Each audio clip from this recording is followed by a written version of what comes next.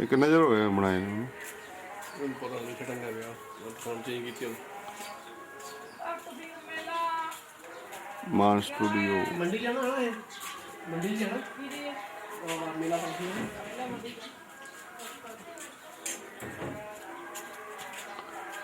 ਮਾਨ photo studio मैं जाऊंगा बिंदा बना के लेना तो नहीं जाना मैं तो मैं जाऊंगा अगले जाते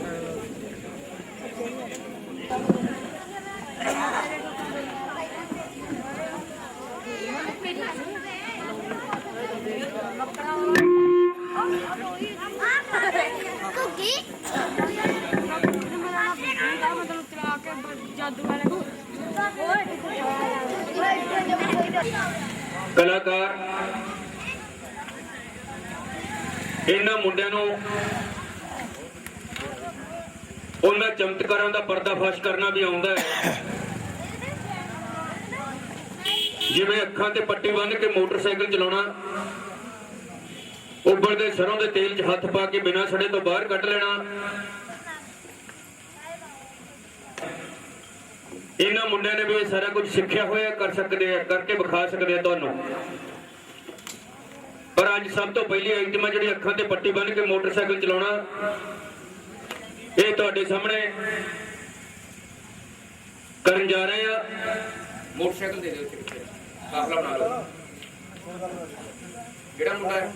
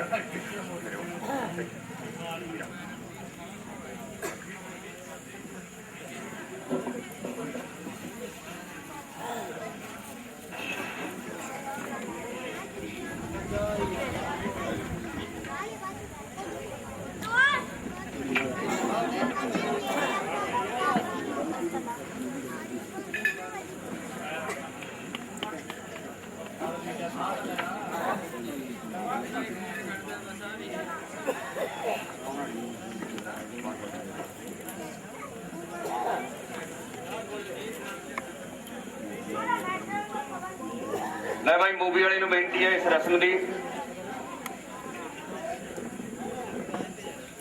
ਸੁਖਚੈਨ ਕਿੱਥੇ? ਇਹਦੀਆਂ ਬਾਹਾਂ ਫੜੋ, ਇਹਨੂੰ ਮੋਟਰਸਾਈਕਲ ਤੇ ਬਿਠਾਓ। ਇੱਕ ਹੋਰ ਲੈ ਲਓ ਸਾਥੀ ਨਾਲ, ਦੂਜੀ ਬਾਹ ਫੜ ਲਓ।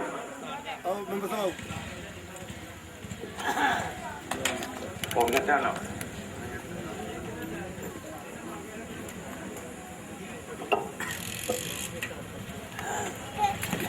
ਇਹਨੂੰ ਮੋਟਰਸਾਈਕਲ ਸਟਾਰਟ ਕਰਕੇ ਦੇ ਦਿਓ। ਮੰਤਰੀ ਦੀ ਗੱਡੀ ਮੂਹਰੇ ਜਿਵੇਂ ਚੱਲਦੇ ਹੁੰਦੇ ਨਾ ਸਿਕਿਉਰਿਟੀ ਵਾਲੇ, ਉਵੇਂ ਚੱਲਣਾ ਹੌਲੀ ਹੌਲੀ। ਇਹਨੂੰ ਬਚਾ ਕੇ ਤੁਸੀਂ ਰੱਖਣਾ, ਨਹੀਂ ਇਹ ਲੱਗ ਜਾਊਗਾ ਕਾਸੇ ਨਾ। ਜਾਣਦੇ ਕਦੇ ਤੁਸੀਂ ਇੱਥੇ ਤਿਆਰੀ ਕਰੋ। ਲਓ ਜੀ, ਪਿੰਡ ਦੀਆਂ ਗਲੀਆਂ ਦਾ ਗੇੜਾ ਦੇ ਕੇ ਆਉਣਾ, ਡੰਗਰਾਂ ਤੋਂ ਬਚਾ ਕੇ ਰੱਖਣਾ, ਕੁੱਤਿਆਂ ਦੇਣਾ। ਪਰੇ ਹੋ ਜਾਓ, ਉੱਤੇ ਨਾ ਚੜਾ ਦੇ ਕਿਸੇ ਦੇ। ਇਹ ਪਰੇ ਹੋ ਜਾਓ।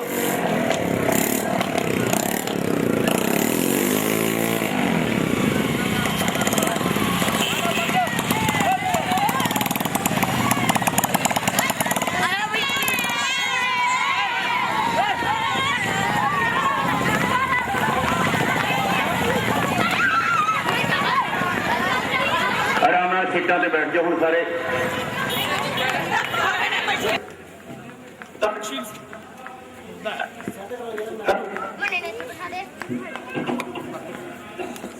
भारत दे प्रधान श्री मेघराज जी रल्ला साहब, इन्हां दी समੁੱਚੀ टीम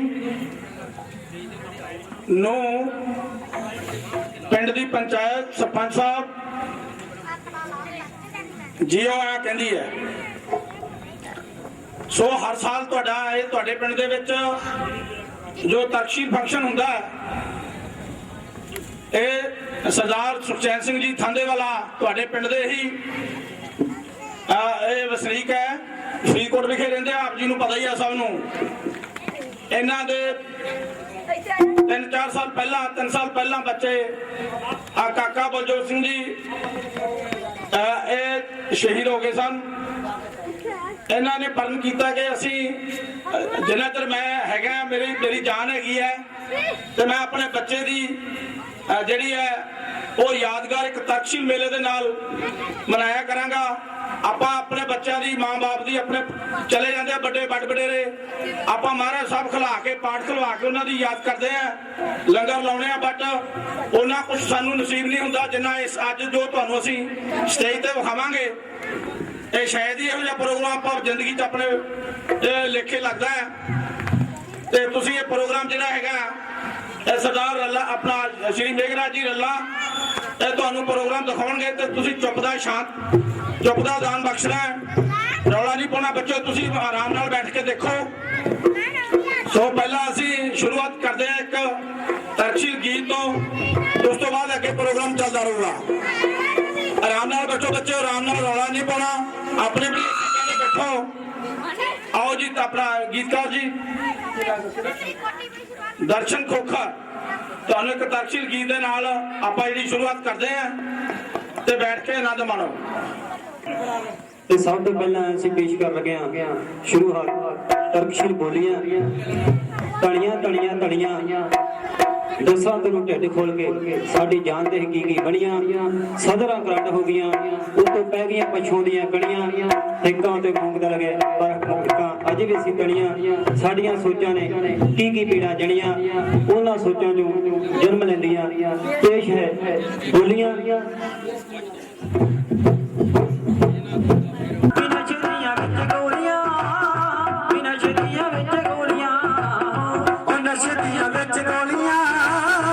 ਨਸ਼ਰੀਆਂ ਵਿੱਚ ਗੋਲੀਆਂ ਗੌਰਮਿੰਟ ਦੀ ਗਰਾਂਡ ਵਾਂਗੂ ਖਾ ਗਿਆ, ਗੌਰਮਿੰਟ ਦੀ ਗਰਾਂਡ ਵਾਂਗੂ ਖਾ ਗਿਆ। ਵੀ ਗਮ ਸਾਨੂੰ ਮਿੱਤਰਾਂ ਦਾ, ਵੀ ਗਮ ਸਾਨੂੰ ਮਿੱਤਰਾਂ ਦਾ, ਉਹ ਗਮ ਸਾਨੂੰ ਮਿੱਤਰਾਂ ਦਾ, ਗਮ ਸਾਨੂੰ ਮਿੱਤਰਾਂ ਦਾ। ਭੇਡ ਵਿਕ ਗਈ 1760 ਦੀ, ਭੇਡ ਵਿਕ ਗਈ 1760 ਦੀ, ਤੇ 400 ਨੂੰ ਵੀ 400 ਨੂੰ ਵੋਟ ਵਿਕ ਗਈ, 400 ਨੂੰ ਵੋਟ ਵਿਕ ਗਈ ਹੋ, 400 ਨੂੰ ਵੋਟ ਵਿਕ ਗਈ, 400 ਨੂੰ ਵੋਟ ਵਿਕ ਗਈ ਹੋ। ਉਹਦੀ ਯਾਦ 'ਚ ਅੱਖਾਂ ਦਾ ਟਿਪ ਲੱਗਿਆ, ਉਹਦੀ ਯਾਦ 'ਚ ਅੱਖਾਂ ਦਾ ਟਿਪ ਲੱਗਿਆ। ਜੋ ਅੱਖੀ ਘੱਟਾ ਪੂਰਾ ਮਾਰ ਗਿਆ, ਜੋ ਅੱਖੀ ਘੱਟਾ ਪੂਰਾ ਮਾਰ ਗਿਆ। ਰੇਲ ਮਹਿਕਮੇ ਦੇ ਵਾਂਗੂ ਫੇਲ ਹੋ ਜਗੀ, ਰੇਲ ਮਹਿਕਮੇ ਦੇ ਵਾਂਗੂ ਫੇਲ ਹੋ ਜਗੀ। ਨੀ ਇੰਨਾ ਲੇਟ ਆਉਣ ਵਾਲੀ ਏ, ਨੀ ਇੰਨਾ ਲੇਟ ਆਉਣ ਵਾਲੀ ਏ, ਨੀ ਇੰਨਾ ਲੇਟ ਆਉਣ ਵਾਲੀ ਏ, ਨੀ ਇੰਨਾ ਲੇਟ ਆਉਣ ਵਾਲੀ ਏ। ਕੋਟੇ ਕੱਸ ਕੇ ਪਿੰਡ ਵਾਲੇ ਰਾਜ ਰੱਖਦੇ ਹੋ, ਪਿੰਡ ਵਾਲੇ ਰਾਜ ਆਖਦੇ, ਪਿੰਡ ਵਾਲੇ ਰਾਜ ਆਖਦੇ ਹੋ। ਅਸੀਂ ਉਂਗਲਾਂ ਤੇ ਸਿੱਖ ਕੇ ਖੜਾਉਣਾ, ਅਸੀਂ ਉਂਗਲਾਂ ਤੇ ਸਿੱਖ ਕੇ ਖੜਾਉਣਾ। ਜਦੋਂ ਦੇ ਬਾਣੇ ਖੇਡ ਮੰਤਰੀ, ਜਦੋਂ ਦੇ ਬਾਣੇ ਖੇਡ ਮੰਤਰੀ ਹੋ, ਜਦੋਂ ਦੇ ਬਾਣੇ ਖੇਡ ਮੰਤਰੀ, ਜਦੋਂ ਦੇ ਬਾਣੇ ਖੇਡ ਮੰਤਰੀ ਹੋ।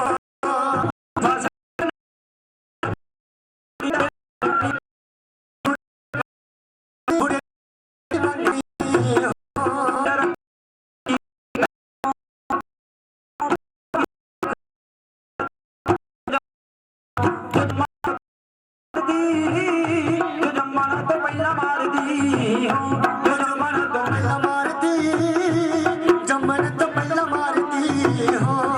ਮੁੰਡਾ ਹਟ ਗਿਆ ਸਕੂਲ ਫੀਸ ਕਰਨਿਓ, ਸਕੂਲ ਫੀਸ ਕਰਨਿਓ। ਨਭਾਉਂਦੀ ਫਿਰੇ ਤੀਰ ਥਾਂ ਤੇ, ਨਭਾਉਂਦੀ ਫਿਰੇ ਤੀਰ ਥਾਂ ਤੇ ਹੋ, ਨਭਾਉਂਦੀ ਫਿਰੇ ਤੀਰ ਥਾਂ ਤੇ, ਨਭਾਉਂਦੀ ਫਿਰੇ ਤੀਰ ਥਾਂ ਤੇ ਹੋ। ਨੰਗ ਹੋ ਗਿਆ ਕਿਸਾਨ ਖੇਤੀ ਕਰਦਾ, ਨੰਗ ਹੋ ਗਿਆ ਕਿਸਾਨ ਖੇਤੀ ਕਰਦਾ। ਵੀ ਸ਼ਾਇਦ ਦੀਆਂ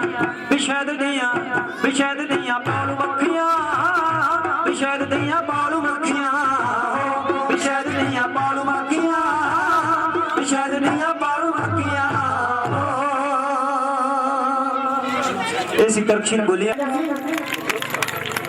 ਅਸੀਂ ਸ਼੍ਰੀ ਮੇਘਰਾ ਨੰਬਰ ਜੀ ਨੂੰ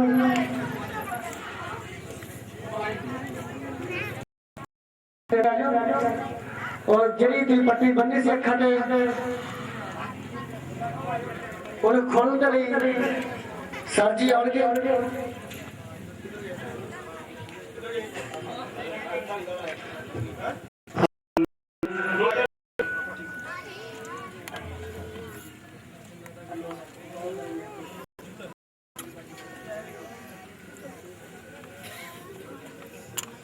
ਜਿਹੜਾ ਮੁੰਡਾ ਗਿਆ ਸੀ ਅੱਖਾਂ ਤੇ ਪੱਟੀ ਬੰਨ ਕੇ ਇਹ ਤੁਹਾਡੇ ਪਿੰਡ ਦਾ ਚੱਕਰ ਲਾ ਕੇ ਆ ਗਏ ਆ ਆ ਦੇਖੋ ਤੁਸੀਂ ਕਿ ਤਾਂ ਬਈ ਜਿਹੜੇ ਪਹਿਲਾ ਬੰਦੇ ਨੇ ਪੱਟੀ ਬੰਨੀ ਸੀ ਉਹਨੂੰ ਦਿਖਦਾ ਸੀ ਕਿ ਨਹੀਂ ਦਿਖਦਾ ਹੁਣੇ ਤੁਹਾਨੂੰ ਆਪ ਹੀ ਦੱਸ ਦੇਣਗੇ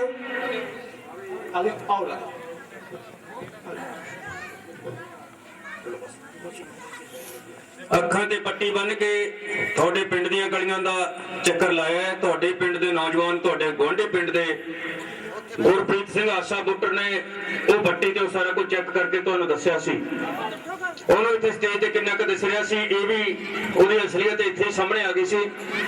ਇਸ ਨੌਜਵਾਨ ਨੇ ਜਿਹੜਾ ਦਿੱਤਾ ਹੈ ਪਿੰਡ ਦੀਆਂ ਗਲੀਆਂ ਦਾ ਤੁਹਾਡੇ ਸਾਹਮਣੇ ਤੋਰਿਆ ਹੈ। ਸਾਰੇ ਜਣੇ ਤੁਸੀਂ ਤਾੜੀਆਂ ਮਾਰ ਕੇ ਉਹਦਾ ਸਵਾਗਤ ਕਰੋ ਉਸ ਕਲਾਕਾਰ ਦਾ। ਤੇ ਹੁਣ ਲੋਕ ਕਲਾ ਮੰਚ ਜ਼ੀਰਾ ਵੱਲੋਂ ਅਗਲਾ ਪ੍ਰੋਗਰਾਮ ਪ੍ਰੇਮਜੀਤ ਸਿੰਘ ਬਰਾੜ।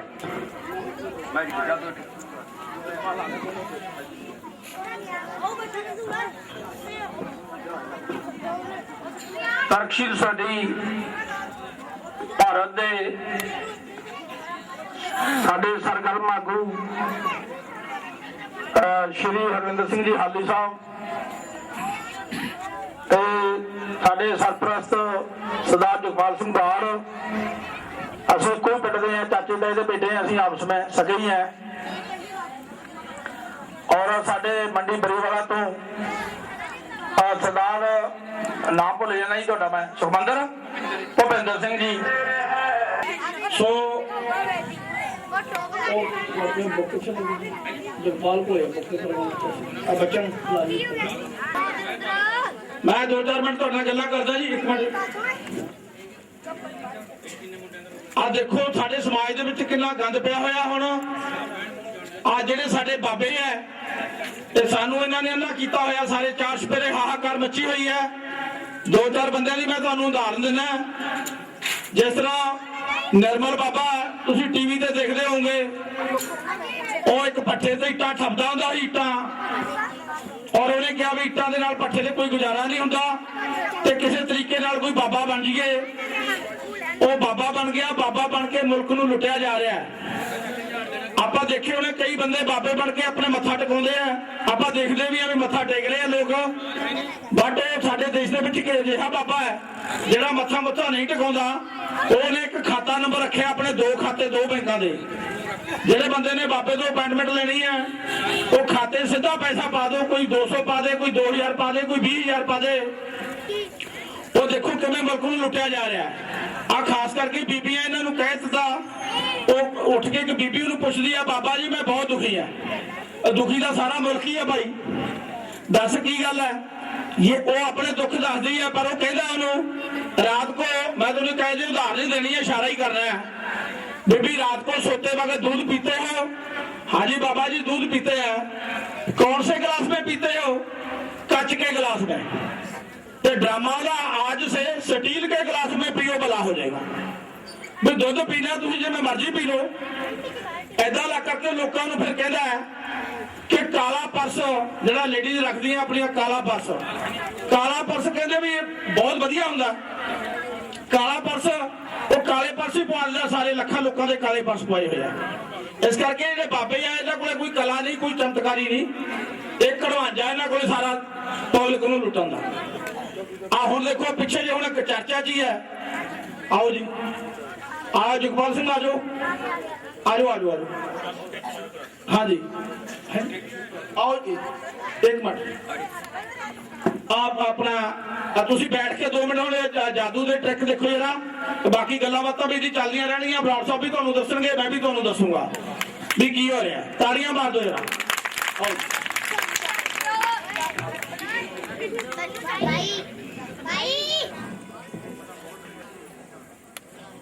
ਬਹੁਤ ਹੀ ਇਤਿਹਾਸਕ ਧਰਤੀ, ਉਸ ਇਤਿਹਾਸਕ ਧਰਤੀ ਦਾ ਪਿੰਡ ਥਾਂਦੇਵਾਲਾ, ਬਹੁਤ ਹੀ ਗਾਂਹ ਵਧੂ ਪਿੰਡ। ਉਸ ਪਿੰਡ ਦਾ ਇੱਕ ਵਸਨੀਕ ਸਾਡਾ ਸਾਥੀ ਸੁਖਚੈਨ ਸਿੰਘ ਥਾਂਦੇਵਾਲਾ, ਜੋ ਸਾਡੇ ਤਰਕਸ਼ੀਲ ਸੁਸਾਇਟੀ ਭਾਰਤ ਦੇ ਸੂਬਾ ਆਗੂ ਨੇ, ਉਹਨਾਂ ਦੇ ਬੇਟੇ ਬਲਜੋਤਪਾਲ ਸਿੰਘ ਜੀ ਔਰ ਭਤੀਜਾ ਤਰਕਦੀਪ ਸਿੰਘ ਜੀ, ਸੁਪੁੱਤਰ ਹਰਜਿੰਦਰ ਸਿੰਘ ਜੀ ਥਾਂਦੇਵਾਲਾ, ਉਹਨਾਂ ਦੀ ਯਾਦ ਦੇ ਵਿੱਚ 5ਵਾਂ ਤਰਕਸ਼ੀਲ ਮੇਲਾ ਜੋ ਅੱਜ ਇੱਥੇ ਕਰਵਾਇਆ ਜਾ ਰਿਹਾ। ਮੇਰੇ ਬਹੁਤ ਹੀ ਸਤਿਕਾਰਯੋਗ ਸਾਹਿਬ ਮੇਘਰਾਜ ਜੀ ਰੱਲਾ, ਜਿਨ੍ਹਾਂ ਦੀ ਨਿਰਦੇਸ਼ਨਾ ਥੱਲੇ ਸਮੁੱਚਾ ਤੁਸੀਂ ਪ੍ਰੋਗਰਾਮ ਦੇਖਣਾ। ਮੇਰੇ ਬਹੁਤ ਹੀ ਸਤਿਕਾਰਯੋਗ ਸਰ ਲਖਵਿੰਦਰ ਹਾਲੀ ਜੀ, ਜੋ ਸਾਡੇ ਪ੍ਰਧਾਨ ਨੇ ਤਰਕਸ਼ੀਲ ਸੁਸਾਇਟੀ ਭਾਰਤ ਯੂਨਿਟ ਫਰੀਦਕੋਟ ਦੇ, ਬਾਬਾ ਫਰੀਦ ਕਲੱਬ ਥਾਂਦੇਵਾਲਾ ਦੇ ਪ੍ਰਧਾਨ ਸਾਹਿਬ, ਅਹੁਦੇਦਾਰ ਸਾਹਿਬਾਨ, ਗ੍ਰਾਮ ਪੰਚਾਇਤ ਥਾਂਦੇਵਾਲਾ ਦੇ ਸਰਪੰਚ ਸਾਹਿਬਾਨ, ਮੈਂਬਰ ਸਾਹਿਬਾਨ, ਮੇਰੇ ਸਤਿਕਾਰਯੋਗ ਸਾਹਮਣੇ ਬੈਠੇ ਹੋਏ ਬਹੁਤ ਹੀ ਸਤਿਕਾਰਯੋਗ ਸੱਜਣ ਵੀਰ ਭਰਾ, ਬੀਬੀਆਂ ਔਰ ਬੱਚੇ, ਵਾਹਿਗੁਰੂ ਜੀ ਕਾ ਖਾਲਸਾ, ਵਾਹਿਗੁਰੂ ਜੀ ਕੀ ਫਤਿਹ। ਹੁਕਮ ਹੋਇਆ ਤੁਹਾਡੇ ਇਸ ਪ੍ਰੋਗਰਾਮ ਦੀ ਕੁਝ ਐਂਕਰਿੰਗ ਕਰਨ ਦਾ। ਸੋ ਇਹ ਜਿਹੜਾ ਪ੍ਰੋਗਰਾਮ ਹੈ ਸਾਡੇ ਸਭ ਲਈ ਇੱਕ ਵਿਗਿਆਨਕ ਸੋਚ ਪੈਦਾ ਕਰਨ ਵਾਲਾ ਪ੍ਰੋਗਰਾਮ ਹੈ। ਸਾਨੂੰ ਅੰਧ ਵਿਸ਼ਵਾਸ, ਵਹਿਮਾਂ ਭਰਮਾਂ ਤੋਂ ਦੂਰ ਕਰਨ ਲਈ, ਜਾਗਰੂਕ ਕਰਨ ਲਈ ਜਿਹੜਾ ਪ੍ਰੋਗਰਾਮ ਕਰਵਾਇਆ ਜਾ ਰਿਹਾ। ਮੈਂ ਜ਼ਿਆਦਾ ਸਮਾਂ ਨਹੀਂ ਤੁਹਾਡਾ ਲੈਣਾ, ਸਿਰਫ ਤੁਹਾਡੇ ਨਾਲ ਇਹ ਪ੍ਰੋਗਰਾਮ ਦੀ ਇੰਟਰੋਡਕਸ਼ਨ ਦੇ ਰਿਹਾ ਕਿ ਅੱਗੇ ਵੀ ਤੁਸੀਂ ਅਕਸਰ, ਤੁਹਾਡਾ ਮੈਂ ਰਿਣੀ ਹੈ ਥਾਂਦੇਵਾਲਾ ਦਾ, ਕਿ ਇਸ ਤਰ੍ਹਾਂ ਦਾ ਪ੍ਰੋਗਰਾਮ ਤੁਸੀਂ ਲਗਾਤਾਰ ਕਰ ਰਹੇ ਹੋ ਤੇ ਮੈਂ ਦੇਖ ਰਿਹਾ ਕਿ ਸਾਰਾ ਪਿੰਡ, ਸਮੁੱਚਾ ਪਿੰਡ ਇਸ ਪ੍ਰੋਗਰਾਮ ਲਈ ਵੱਧ ਚੜ੍ਹ ਕੇ ਹਿੱਸਾ ਲੈਂਦਾ ਔਰ ਸਾਥ ਦਿੰਦਾ। ਧੰਨਵਾਦੀ ਅਸੀਂ ਤੁਹਾਡੇ ਤਰਕਸ਼ੀਲ ਸੁਸਾਇਟੀ ਵੱਲੋਂ। ਹੁਣ ਮੈਂ ਬੇਨਤੀ ਕਰਦਾ ਮੇਘਰਾਜ ਰੱਲਾ ਜੀ ਕਿ ਉਹਨਾਂ ਦੀ ਜੋ ਟੀਮ ਆਈ ਹੈ, ਉਹਨਾਂ ਦੇ ਕਲਾਕਾਰ ਆਏ ਨੇ, ਉਹਨਾਂ ਨੂੰ ਮੈਂ ਬੇਨਤੀ ਕਰਦਾ ਕਿ ਉਹ ਆਪਣੇ ਜਾਦੂ ਦੇ ਟ੍ਰਿਕ ਦਿਖਾਉਣ ਮੇਘਰਾਜ ਰੱਲਾ ਜੀ ਦੇ ਨਿਰਦੇਸ਼ਨਾਂ ਥੱਲੇ।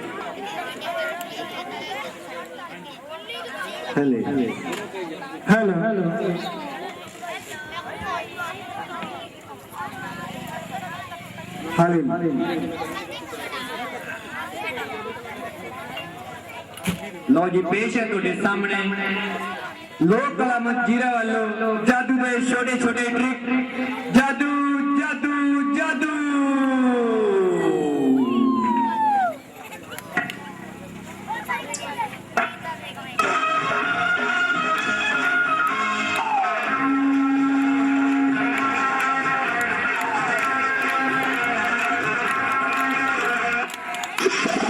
ਲਓ ਜੀ, ਤੁਹਾਡੇ ਸਾਹਮਣੇ ਪ੍ਰਵੇਸ਼ ਧਾਲੀਵਾਲ ਜੀ ਕੀ ਕਰਕੇ ਦਿਖਾਉਣਗੇ, ਧਿਆਨ ਰੱਖਣਾ ਬਾਈ ਜੀ।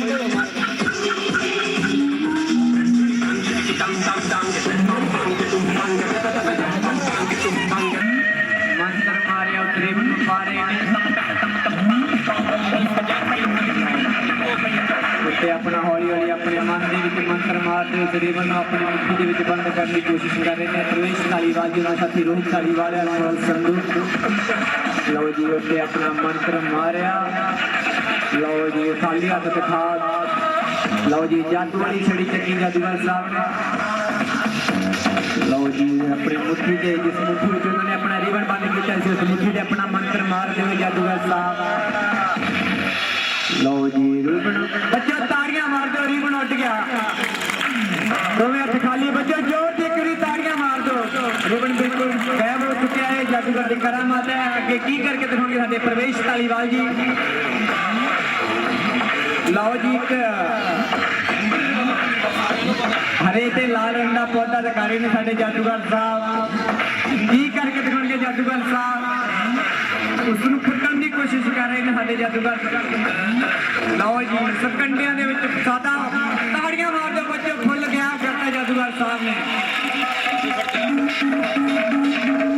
लो जी जो सकंडियां विच कुछ फड़िया हो गया ऊपर लाया लो जी वही फुੱਲ वापस ताड़ियां जोर दी उच्ची सारी मार दो बच्चे ताड़ियां मार दो बच्चे जोर दी उच्ची सारी लो जी फिर क्या करता फुੱਲ नूं आवाज में कुछ फड़िया लत मारने की कोशिश लो जी फुੱਲ वापस होई लो जी के की करके देंगे साडे जादूगर साहब ये साडे जादूगर इहो ਜਿਹੇ जो पानी अग हवा सब कुछ अपने वस विच कर लेंदे ने लो जी एक तुहानूं खाली कौली दिखा रहे हैं साडे जादूगर जो बिल्कुल खाली अपनी उंगल मार के दिखा रहे हैं बिल्कुल जो बिल्कुल आसे पासों खाली है लो जी की करके दिखाएंगे जादूगर साहब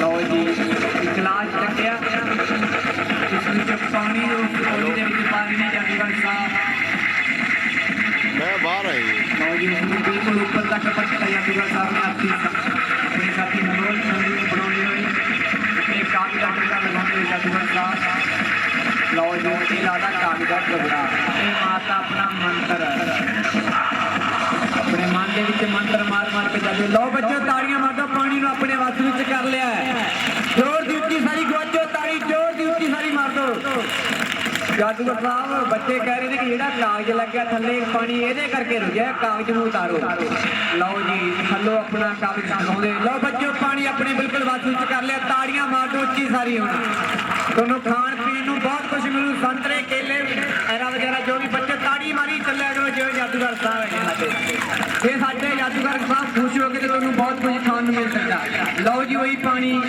ਵਾਪਸ ਪਕਾਉਂਦੇ ਹੋਏ ਧਰਤੀ ਦੇ ਸਿਰਦੇ ਹੋਏ ਜਦ ਸਾਡੀ ਜਾਦੂਗਰ ਸਾਹਿਬ ਲਓ ਜੀ ਕੋਲੀ ਬਿਲਕੁਲ ਖਾਲੀ ਹੈ ਅੱਗੇ ਕੀ ਕਰਕੇ ਦਿਖਾਉਣਗੇ ਜਾਦੂਗਰ ਸਾਹਿਬ ਲਓ ਜੀ ਤੁਹਾਡੇ ਸਾਹਮਣੇ ਰੋਜ਼ ਢਾਲੀ ਵਾਲ एक काले रंग की टोपी दिखा रहे हैं जो बिल्कुल अंदरों बाहरों खाती है बच्चों ध्यान रखना जी लो जी हवा के कुछ सोचते हुए चाननी नहीं पानी वीरे ला के बगानी है किसी की कंडे भी नहीं पाने ना ना ना ना ये काम गलत आ लो जी उसनों लाउंदे हुए लो जी आसे पासे घूमते बच्चों लो बच्चों खान नूं टोपियां मिल गई रोज लो जी और महल के बह जाओ ना इतनी करी चुनी बह जाओ यार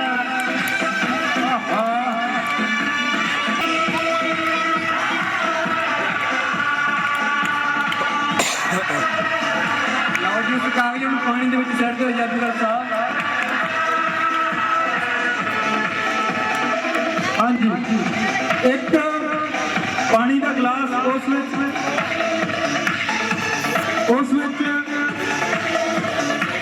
अखबार पढ़ के जादूगर साहब ने पाया की करनगे नवा जादू एक चम्मच लगे उसमें हिला रहे हैं देखना होगा बच्चों के ये किस तरह का जादू है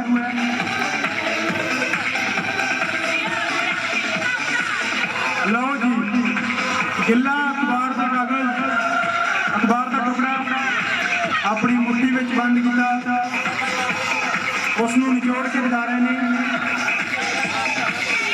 किस तरह का जादू होगा ये साडे बहुत ही वधिया जादूगर प्रवेश ढालीवाल जी लो जी एक कापी लेके उसको हिला रहे हैं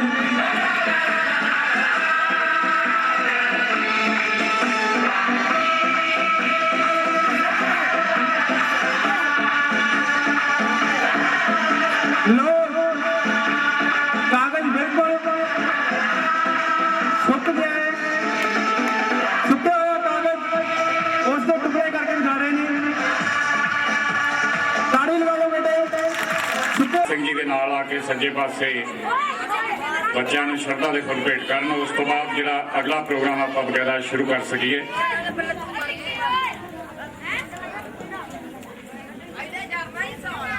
ਜੈਨ ਸਿੰਘ ਖਾਂਦੇ ਵਾਲਾ ਦੇ ਹੋਣਹਾਰ ਸੁਪੁੱਤਰ ਸਨ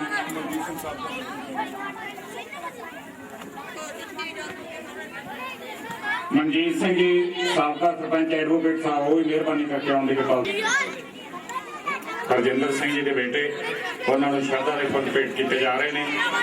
ਇਹਨਾਂ ਦੀ ਯਾਦ ਦੇ ਵਿੱਚ ਜੋ ਅੱਜ 5ਵਾਂ ਤਰਕਸ਼ੀਲ ਨਾਟਕ ਮੇਲਾ ਪਿੰਡ ਥਾਂਦੇਵਾਲਾ ਵਿਖੇ ਬਾਬਾ ਫਰੀਦ ਕਲੱਬ ਵੱਲੋਂ ਔਰ ਸਮੁੱਚੀ ਗ੍ਰਾਮ ਪੰਚਾਇਤ ਵੱਲੋਂ ਸਮੁੱਚੇ ਨਗਰ ਨਿਵਾਸੀਆਂ ਦੇ ਸਹਿਯੋਗ ਦੇ ਨਾਲ ਕਰਵਾਇਆ ਜਾ ਰਿਹਾ ਹੈ।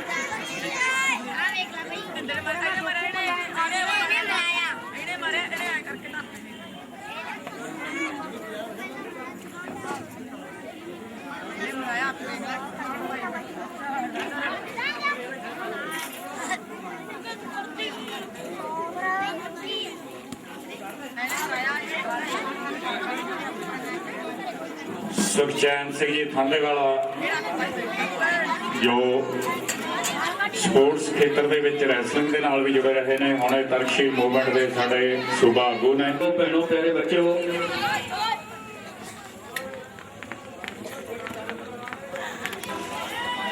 ਤਰਕਸ਼ੀਲ ਸੁਸਾਇਟੀ ਭਾਰਤ ਵੱਲੋਂ ਤੁਹਾਡੇ ਨਾਲ ਅੱਜ ਦੇ ਇਸ ਸਮਾਗਮ ਦੇ ਉੱਤੇ, ਜਿਹੜਾ ਕਿ ਇੱਕ ਸ਼ੋਕ ਸਮਾਗਮ ਹੈ, ਇਹਦੇ ਉੱਤੇ ਸੁਸਾਇਟੀ ਵੱਲੋਂ ਕੋਈ ਸੁਨੇਹਾ ਦੇਣ ਆਇਆ।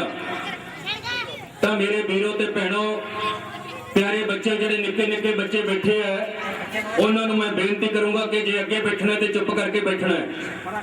ਜੇ ਕਿਸੇ ਨੇ ਬੋਲਣਾ ਤੇ ਪਿੱਛੇ ਜਾ ਕੇ ਬੈਠ ਸਕਦੇ ਹੋ, ਫਿਰ ਅਸੀਂ ਅੱਗੇ ਨਹੀਂ ਬੈਠਣ ਦੇਣਾ, ਕਿਉਂਕਿ ਮਾਈਕ ਦੇ ਵਿੱਚ ਤੁਹਾਡੀਆਂ ਆਵਾਜ਼ਾਂ ਆਉਂਦੀਆਂ, ਸਟੇਜ ਡਿਸਟਰਬ ਹੁੰਦੀ ਹੈ, ਸਾਨੂੰ ਤਕਲੀਫ ਹੁੰਦੀ ਹੈ ਗੱਲ ਕਹਿਣ ਦੇ ਵਿੱਚ। ਤਾਂ ਮੈਂ ਬੇਨਤੀ ਕਰਨੀ ਚਾਹੁੰਦਾ ਸਾਰੇ ਭੈਣਾਂ ਭਰਾਵਾਂ ਨੂੰ ਕਿ ਇਹ ਜਿਹੜਾ ਚੇਤਨਾ ਮੇਲਾ ਹੈ, ਇਸ ਮੇਲੇ ਦੇ ਵਿੱਚ ਅਸੀਂ ਕੋਈ ਤੁਹਾਨੂੰ ਸੁਨੇਹਾ ਦੇਣ ਆਏ ਆ, ਚੇਤਨਾ ਦੇਣ ਆਏ ਆ। ਵਿੱਚੋਂ ਦੀ ਬੁਲਾਰੇ ਵੀ ਬੋਲਣਗੇ। ਜਾਦੂ ਦੇ ਟ੍ਰਿਕ ਤੁਸੀਂ ਦੇਖ ਚੁੱਕੇ ਹੋ। ਜਾਦੂ ਦੇ ਟ੍ਰਿਕ ਇਸ ਕਰਕੇ ਦਿਖਾਏ ਸੀ ਕਿ ਤੁਹਾਨੂੰ ਉਹਨਾਂ ਟ੍ਰਿਕਾਂ ਦੇ ਰਾਹੀਂ ਕੋਈ ਚੇਤਨਾ ਮਿਲੇ। ਇਹ ਬੱਚੇ ਜਾਂ ਮੈਂ ਜਾਂ ਤਰਕਸ਼ੀਲ ਸੁਸਾਇਟੀ ਦੇ ਜਿੰਨੇ ਵੀ ਆਗੂ ਸਾਹਿਬਾਨ ਇੱਥੇ ਬੈਠੇ ਆ, ਇਹ ਕੋਈ ਮਦਾਰੀ ਨਹੀਂ ਹੈਗੇ। ਇਦੋਂ ਵੀ ਵਧੀਆ ਟ੍ਰਿਕ ਇਹਨਾਂ ਬੱਚਿਆਂ ਦੇ ਨਾਲੋਂ ਆ ਲਖਵਿੰਦਰ ਹਾਲੀ ਇੱਥੇ ਬੈਠਾ, ਫਰੀਦਕੋਟ ਦਾ ਆਗੂ ਹੈ, ਮੁਕਤਸਰ ਦਾ, ਔਰ ਇਸੇ ਤਰ੍ਹਾਂ ਜਗਪਾਲ ਬਰਾੜ ਹੋਰੀ ਬੈਠੇ ਨੇ, ਪ੍ਰੇਮਜੀਤ ਬਰਾੜ ਬੈਠੇ ਨੇ। ਇਹ ਸਾਰਿਆਂ ਨੂੰ ਇਦੋਂ ਵਧੀਆ ਟ੍ਰਿਕ ਕਰਨੇ ਆਉਂਦੇ ਆ, ਪਰ ਇਹ ਕੋਈ ਮਦਾਰੀ ਨਹੀਂ ਹੈਗੇ ਕਿ ਇੱਥੇ ਕਰਕੇ ਦਿਖਾਉਣ ਤੇ ਤੁਹਾਡਾ ਮਨੋਰੰਜਨ ਕਰਨ, ਤੇ ਨਾ ਹੀ ਤੁਸੀਂ ਕੋਈ ਤਮਾਸ਼ਬੀਨ ਹੋ। ਸਾਡਾ ਨਿਸ਼ਾਨਾ ਤਾਂ ਇਹ ਹੈ ਕਿ ਲੋਕਾਂ ਨੂੰ ਸੋਚਣ ਲਾਉਣਾ ਕਿ ਜੇ ਅੱਖਾਂ ਤੇ ਪੱਟੀ ਬੰਨ੍ਹ ਕੇ ਮੋਟਰਸਾਈਕਲ, ਆਹ ਮੁੰਡਾ ਇੱਕ ਜਿਹੜਾ ਸਧਾਰਨ ਮੁੰਡਾ ਹੈ, ਇਹ ਚਲਾ ਸਕਦਾ ਹੈ, ਤੇ ਫਿਰ ਕੋਈ ਜਿਹੜਾ ਬਾਬਾ, ਉਹਦੇ ਕੋਲੇ ਕੋਈ ਸ਼ਕਤੀ ਨਹੀਂ ਹੁੰਦੀ। ਉਬਲਦੇ ਸਰੋਂ ਦੇ ਤੇਲ 'ਚ ਹੱਥ ਪਾ ਕੇ ਬਿਨਾਂ ਸੜੇ ਤੋਂ ਬਾਬਾ ਜੇ ਬਾਹਰ ਕੱਢ ਸਕਦਾ ਹੈ, ਤਾਂ ਅਸੀਂ ਵੀ ਕੱਢ ਸਕਦੇ ਹਾਂ, ਤੁਸੀਂ ਵੀ ਸਿੱਖ ਸਕਦੇ ਹੋ। ਇਹ ਸਾਰਾ ਕੁਝ ਉਹਨਾਂ ਮੁੰਡਿਆਂ ਨੇ ਇਸ ਲਈ ਕੀਤਾ ਸੀ। ਤਾਂ ਜਾਦੂ ਦਾ ਟ੍ਰਿਕ ਜੇ ਤੁਹਾਨੂੰ ਕੋਈ ਨਾ ਸਿਖਾਇਆ, ਆ ਮੇਰੇ ਕੋਲੇ ਇੱਕ ਗੜਬੀ ਹੈ, ਚੌਲ ਦਿਓ, ਮੈਂ ਇਹ ਸਿਖਾਉਣ ਲੱਗਿਆ ਸਿਰਫ ਬੱਚਿਆਂ ਨੂੰ। ਆ ਇੱਕ ਕਰਦ ਵੀ ਇੱਥੋਂ ਹੀ ਲਈ ਹੈ, ਸੁਖਚੈਨ ਸਿੰਘ ਹੋਰਾਂ ਤੋਂ, ਜਿਹਨੂੰ ਤੁਸੀਂ ਪਿੰਡ ਦੇ ਵਿੱਚ ਭੋਲਾ ਪਹਿਲਵਾਨ ਕਹਿ ਕੇ ਬੁਲਾਉਂਦੇ ਹੋ। ਔਰ ਇਹ ਗੜਬੀ ਚੌਲਾਂ ਦੀ ਭਰੀ ਹੋਈ ਹੈ, ਇਹਦੇ ਵਿੱਚ ਆ ਚੌਲ ਪਾਏ ਹੈ। ਚੌਲਾਂ ਤੋਂ ਬਾਅਦ ਇਹਨੂੰ ਫੜ ਕੇ ਪੜ, ਇਸ ਕਰਦ ਨੂੰ ਇਹਦੇ ਵਿੱਚ ਮਾਰ ਰਿਹਾ ਮੈਂ ਚੌਲਾਂ ਦੇ, ਔਰ ਚੌਲਾਂ ਦੇ ਵਿੱਚ ਮਾਰਨ ਤੋਂ ਬਾਅਦ ਇਹਨੂੰ ਠੋਕ ਰਿਹਾ ਹੈ, ਔਰ ਹੱਥ ਨਾਲ ਠੋਕਿਆ, ਔਰ ਉਸ ਤੋਂ ਬਾਅਦ ਹਲੇ ਸਪੋਰਟ ਦਿਓ।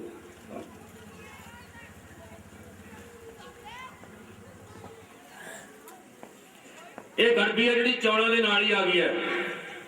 ਹੁਣ ਸੋਚਣ ਲੱਗੋ ਵੀ ਕੀ ਗੱਲ ਹੋ ਸਕਦੀ ਹੈ ਇਹਦੇ ਪਿੱਛੇ ਬਾਈ, ਇਹਦੇ ਪਿੱਛੇ ਕੀ ਹੋ ਸਕਦਾ ਹੈ। ਜਿਹੜੇ ਸਵਾਲ ਤੁਸੀਂ ਕਰਨੇ, ਮੈਂ ਹੀ ਉਹਨਾਂ ਦੇ ਸਵਾਲ ਕਰਕੇ ਆਪੇ ਉੱਤਰ ਦੇ ਦਾਂਗਾ, ਤਾਂ ਜੋ ਗੱਲ ਛੇਤੀ ਨਿਬੜ ਜੇ। ਕੁਝ ਲੋਕ ਕਹਿਣਗੇ ਇਹਦੇ ਵਿੱਚ ਕੋਈ ਆਲੂ ਰੱਖਿਆ ਹੋਇਆ, ਕੋਈ ਸੇਬ ਰੱਖਿਆ ਹੋਇਆ, ਕੋਈ ਫਲ ਰੱਖਿਆ ਹੋਇਆ, ਗੜਬੀ ਦੇ ਵਿੱਚ ਫਿੱਟ ਕੀਤਾ ਹੋਇਆ ਹੈ, ਉਹਦੇ ਵਿੱਚ ਜਾ ਕੇ ਚਾਕੂ ਖੁੱਭ ਗਿਆ। ਕੀ ਰੱਖਿਆ? ਆ ਕਹਿੰਦੇ ਚੁੰਬਕ ਪੱਥਰ ਰੱਖਿਆ। ਬਿਲਕੁਲ ਠੀਕ ਕਿਹਾ ਤੁਸੀਂ। ਇਹ ਆ ਦੇਖਿਓ ਇਹਦੇ ਵਿੱਚੋਂ ਕੀ ਨਿਕਲਦਾ। ਕਾਹਦੇ ਚ ਪਾਉਂਗੇ? ਥਾਲੀ ਕੋਈ ਜਾਂ ਭਾਂਡੇ ਚ ਖਿਲਣ ਨਾ। ਅਖਬਾਰ ਲੈ ਲੈ ਇੱਕ ਵਾਰੀ।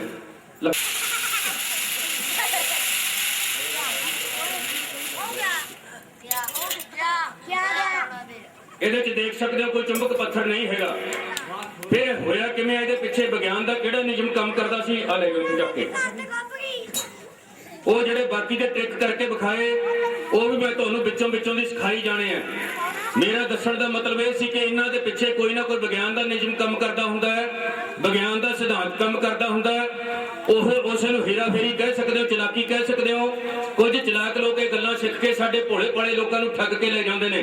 ਕੋਈ ਸੋਨਾ ਦੁੱਗਣਾ ਕਰਦਾ ਫਿਰਦਾ, ਕੋਈ ਕੁਛ ਕਰਦਾ ਫਿਰਦਾ। ਸਾਡੇ ਘਰਾਂ ਦੇ ਵਿੱਚ ਗਿਆਨ ਦੀ ਕਮੀ ਕਰਕੇ, ਪੜ੍ਹਾਈ ਦੀ ਵਿੱਦਿਆ ਦੀ ਕਮੀ ਕਰਕੇ, ਐਜੂਕੇਸ਼ਨ ਦੀ ਕਮੀ ਹੈ ਕਿ ਸਾਡੇ ਘਰਾਂ ਦੇ ਅੰਦਰ ਬੰਦ ਪਈਆਂ ਪੇਟੀਆਂ ਦੇ ਵਿੱਚ ਜਦੋਂ ਅੱਗਾਂ ਲੱਗਣ ਲੱਗ ਜਾਂਦੀਆਂ ਨੇ, ਸਾਡੇ ਘਰਾਂ ਦੇ ਅੰਦਰ ਬੰਦ ਪਏ ਟਰੰਕਾਂ ਟੈਚੀ ਕੇਸਾਂ ਦੇ ਵਿੱਚ ਪਏ ਜਦੋਂ ਕੱਪੜੇ ਕੱਟੇ ਜਾਂਦੇ ਆ, ਸਾਡੇ ਘਰਾਂ ਦੇ ਵਿੱਚ ਜਦੋਂ ਖੂਨ ਦੇ ਛਿੱਟੇ ਡਿੱਗਦੇ ਆ, ਮਾਸ ਦੇ ਟੁਕੜੇ ਡਿੱਗਦੇ ਆ, ਜਾਂ ਸਾਡੇ ਘਰਾਂ ਦੇ ਅੰਦਰ ਕਈ ਵਾਰੀ ਨੋਟ ਗੁੰਮ ਹੋਣ ਲੱਗ ਜਾਂਦੇ ਨੇ, ਸੋਨਾ ਗੁੰਮ ਹੋਣਾ ਸ਼ੁਰੂ ਹੋ ਜਾਂਦਾ ਹੈ, ਨੋਟ ਪਏ ਹੁੰਦੇ, ਨੋਟਾਂ ਨੂੰ ਅੱਗ ਲੱਗ ਜਾਂਦੀ ਹੈ, ਕੱਪੜਿਆਂ ਨੂੰ ਅੱਗ ਲੱਗ ਜਾਂਦੀ ਹੈ, ਘਰ ਦੇ ਵਿੱਚ ਖੂਨ ਦੇ ਛਿੱਟੇ ਪੈਂਦੇ ਆ, ਦੁੱਧ ਦੀ ਥਾਂ ਲਹੂ ਬਣ ਜਾਂਦਾ ਹੈ, ਇੰਨੀ ਹੋਈ ਸਬਜ਼ੀ ਦੇ ਵਿੱਚ ਮਿੱਟੀ ਘੱਟਾ ਜਾਂ ਗੰਦ ਰਲਣਾ ਸ਼ੁਰੂ ਹੋ ਜਾਂਦਾ ਹੈ, ਘਰ ਦੇ ਵਿੱਚ ਖੜੇ ਖੜੋ ਤੇ ਡੰਗਰ ਮਰ ਲੱਗ ਜਾਂਦੇ ਨੇ, ਕਦੇ ਗਾਂ ਮਰ ਗਈ, ਕਦੇ ਮੱਝ ਮਰ ਗਈ, ਕਦੇ ਕੱਟਾ ਮਰ ਗਿਆ, ਕਦੇ ਬੱਛਾ ਮਰ ਗਿਆ। ਇਸ ਤਰ੍ਹਾਂ ਦੀਆਂ ਘਟਨਾਵਾਂ ਜਦੋਂ ਸਾਡੇ ਘਰਾਂ ਦੇ ਵਿੱਚ ਲਗਾਤਾਰ ਵਾਪਰਦੀਆਂ ਤਾਂ ਕਈ ਵਾਰੀ ਸਾਡੇ ਘਰਾਂ ਦੇ ਵਿੱਚ ਇਹ ਵੀ ਹੁੰਦਾ ਮੇਰੇ ਵੀਰੋ ਕਿ ਸਾਡੇ ਘਰ ਦੇ ਅੰਦਰ ਸਾਡੀ ਕੋਈ ਚੰਗੀ ਭਲੀ ਨੂੰਹ ਧੀ ਜਾਂ ਭੈਣ ਉਹ ਸਿਰ ਮਾਰ ਮਾਰ ਕੇ ਖੇਡਣ ਲੱਗ ਜਾਂਦੀ ਹੈ, ਬਦਲੀ ਹੋਈ ਆਵਾਜ਼ ਦੇ ਵਿੱਚ ਬੋਲਦੀ ਹੈ, ਸਿਰ ਜ਼ੋਰ ਜ਼ੋਰ ਦੀ ਘੁਮਾਉਂਦੀ ਹੈ ਵਾਲ ਖੋਲ ਕੇ, ਕੋਲੇ ਢੋਲਕੀਆਂ ਵਾਲੇ, ਕੋਲੇ ਹਾਰਮੋਨੀਅਮ ਵਾਲੇ ਜਦੋਂ ਚੌਂਕੀਆਂ ਲਾਉਂਦੇ ਨੇ ਫਿਰ ਪੁੱਛਦੇ ਨੇ ਬਾਬਾ ਜੀ ਕੌਣ ਇਹ 'ਚ ਵੜ ਕੇ ਬੈਠ ਗਿਆ। ਉਹ ਖੁੱਲੇ ਵਾਲਾਂ ਵਾਲੀ ਕੁੜੀ ਕਹਿੰਦੀ ਹੁੰਦੀ ਹੈ ਫਿਰ ਮੈਂ ਤੁਹਾਡੀ ਵੱਡੀ ਬੁੜੀ ਬੋਲਦੀ ਹਾਂ, ਤੁਸੀਂ ਮੇਰੇ ਨਾਂ ਦੀ ਰੋਟੀ ਨਹੀਂ ਖਵਾਈ ਇਤਕੀ ਦੀਵਾਲੀ ਵੇਲੇ, ਮੈਂ ਤੁਹਾਡਾ ਬੁਰਾ ਹਾਲ ਕਰ ਦੂੰਗੀ। ਫਿਰ ਭੱਜ ਕੇ ਜਾ ਕੇ ਉਹ ਬੀਬੀਆਂ ਉਹਦੇ ਨਾਂ ਦੀ ਰੋਟੀ ਵੀ ਖਵਾਉਂਦੀਆਂ ਨੇ, ਸਾਰਾ ਕੁਝ ਇਹ ਕੀਤਾ ਜਾਂਦਾ ਹੈ। ਇਹੋ ਜਿਹੀਆਂ ਘਟਨਾਵਾਂ ਜਦੋਂ ਸਾਡੇ ਪਿੰਡਾਂ ਤੇ ਘਰਾਂ ਦੇ ਵਿੱਚ ਵਾਪਰਦੀਆਂ ਸਾਡੇ ਅਨਪੜ੍ਹ ਤੇ ਭੋਲੇ ਭਾਲੇ ਜਿਹੜੇ ਲੋਕ ਨੇ ਉਹ ਸਮਝ ਲੈਂਦੇ ਆ ਵੀ ਕੋਈ ਭੂਤ ਪ੍ਰੇਤ ਆ ਗਿਆ। ਜੇ ਘਰ ਵਾਲਿਆਂ ਨੇ ਕਿਤੇ ਤਰਕਸ਼ੀਲਾਂ ਦਾ ਪ੍ਰੋਗਰਾਮ ਦੇਖਿਆ ਹੋਵੇ, ਉਹਨਾਂ ਨੂੰ ਪਤਾ ਹੋਵੇ ਕਿ ਭੂਤ ਪ੍ਰੇਤ ਕੋਈ ਨਹੀਂ ਹੁੰਦੇ, ਇਹਦੇ ਮਾਨਸਿਕ ਰੋਗ ਹੁੰਦੇ ਤੇ ਕੋਈ ਹੋਰ ਕਾਰਨ ਹੁੰਦੇ ਆ, ਫਿਰ ਵੀ ਉਸ ਘਰ ਵਾਲੇ ਨੂੰ ਪੱਕਾ ਕਰ ਦਿੰਦੀਆਂ। ਸਾਡੇ ਪਿੰਡ ਦੀਆਂ ਉਹ ਅਨਪੜ੍ਹ ਚਾਚੀਆਂ ਤਾਈਆਂ, ਉਹ 70 72 ਬੀਬੀਆਂ ਜਿਨ੍ਹਾਂ ਦਾ ਭੂਤਾਂ ਪ੍ਰੇਤਾਂ ਦੇ ਵਿੱਚ ਵਿਸ਼ਵਾਸ ਹੁੰਦਾ ਹੈ, ਉਹਨਾਂ ਬੀਬੀਆਂ ਨੂੰ ਜਦੋਂ ਪਤਾ ਲੱਗਦਾ ਹੈ ਕਿ ਫਲਾਣਿਆਂ ਦੀ ਬੋਟੀ ਨੂੰ ਕਸਰ ਹੋਈ ਜਾਂਦੀ ਹੈ, ਉੱਥੇ ਫਿਰ ਪਤਾ ਲੈਣ ਵਾਲੀਆਂ ਇਹਨਾਂ ਬੀਬੀਆਂ ਦੀ ਲੈਣ ਲੱਗ ਜਾਂਦੀ ਹੈ।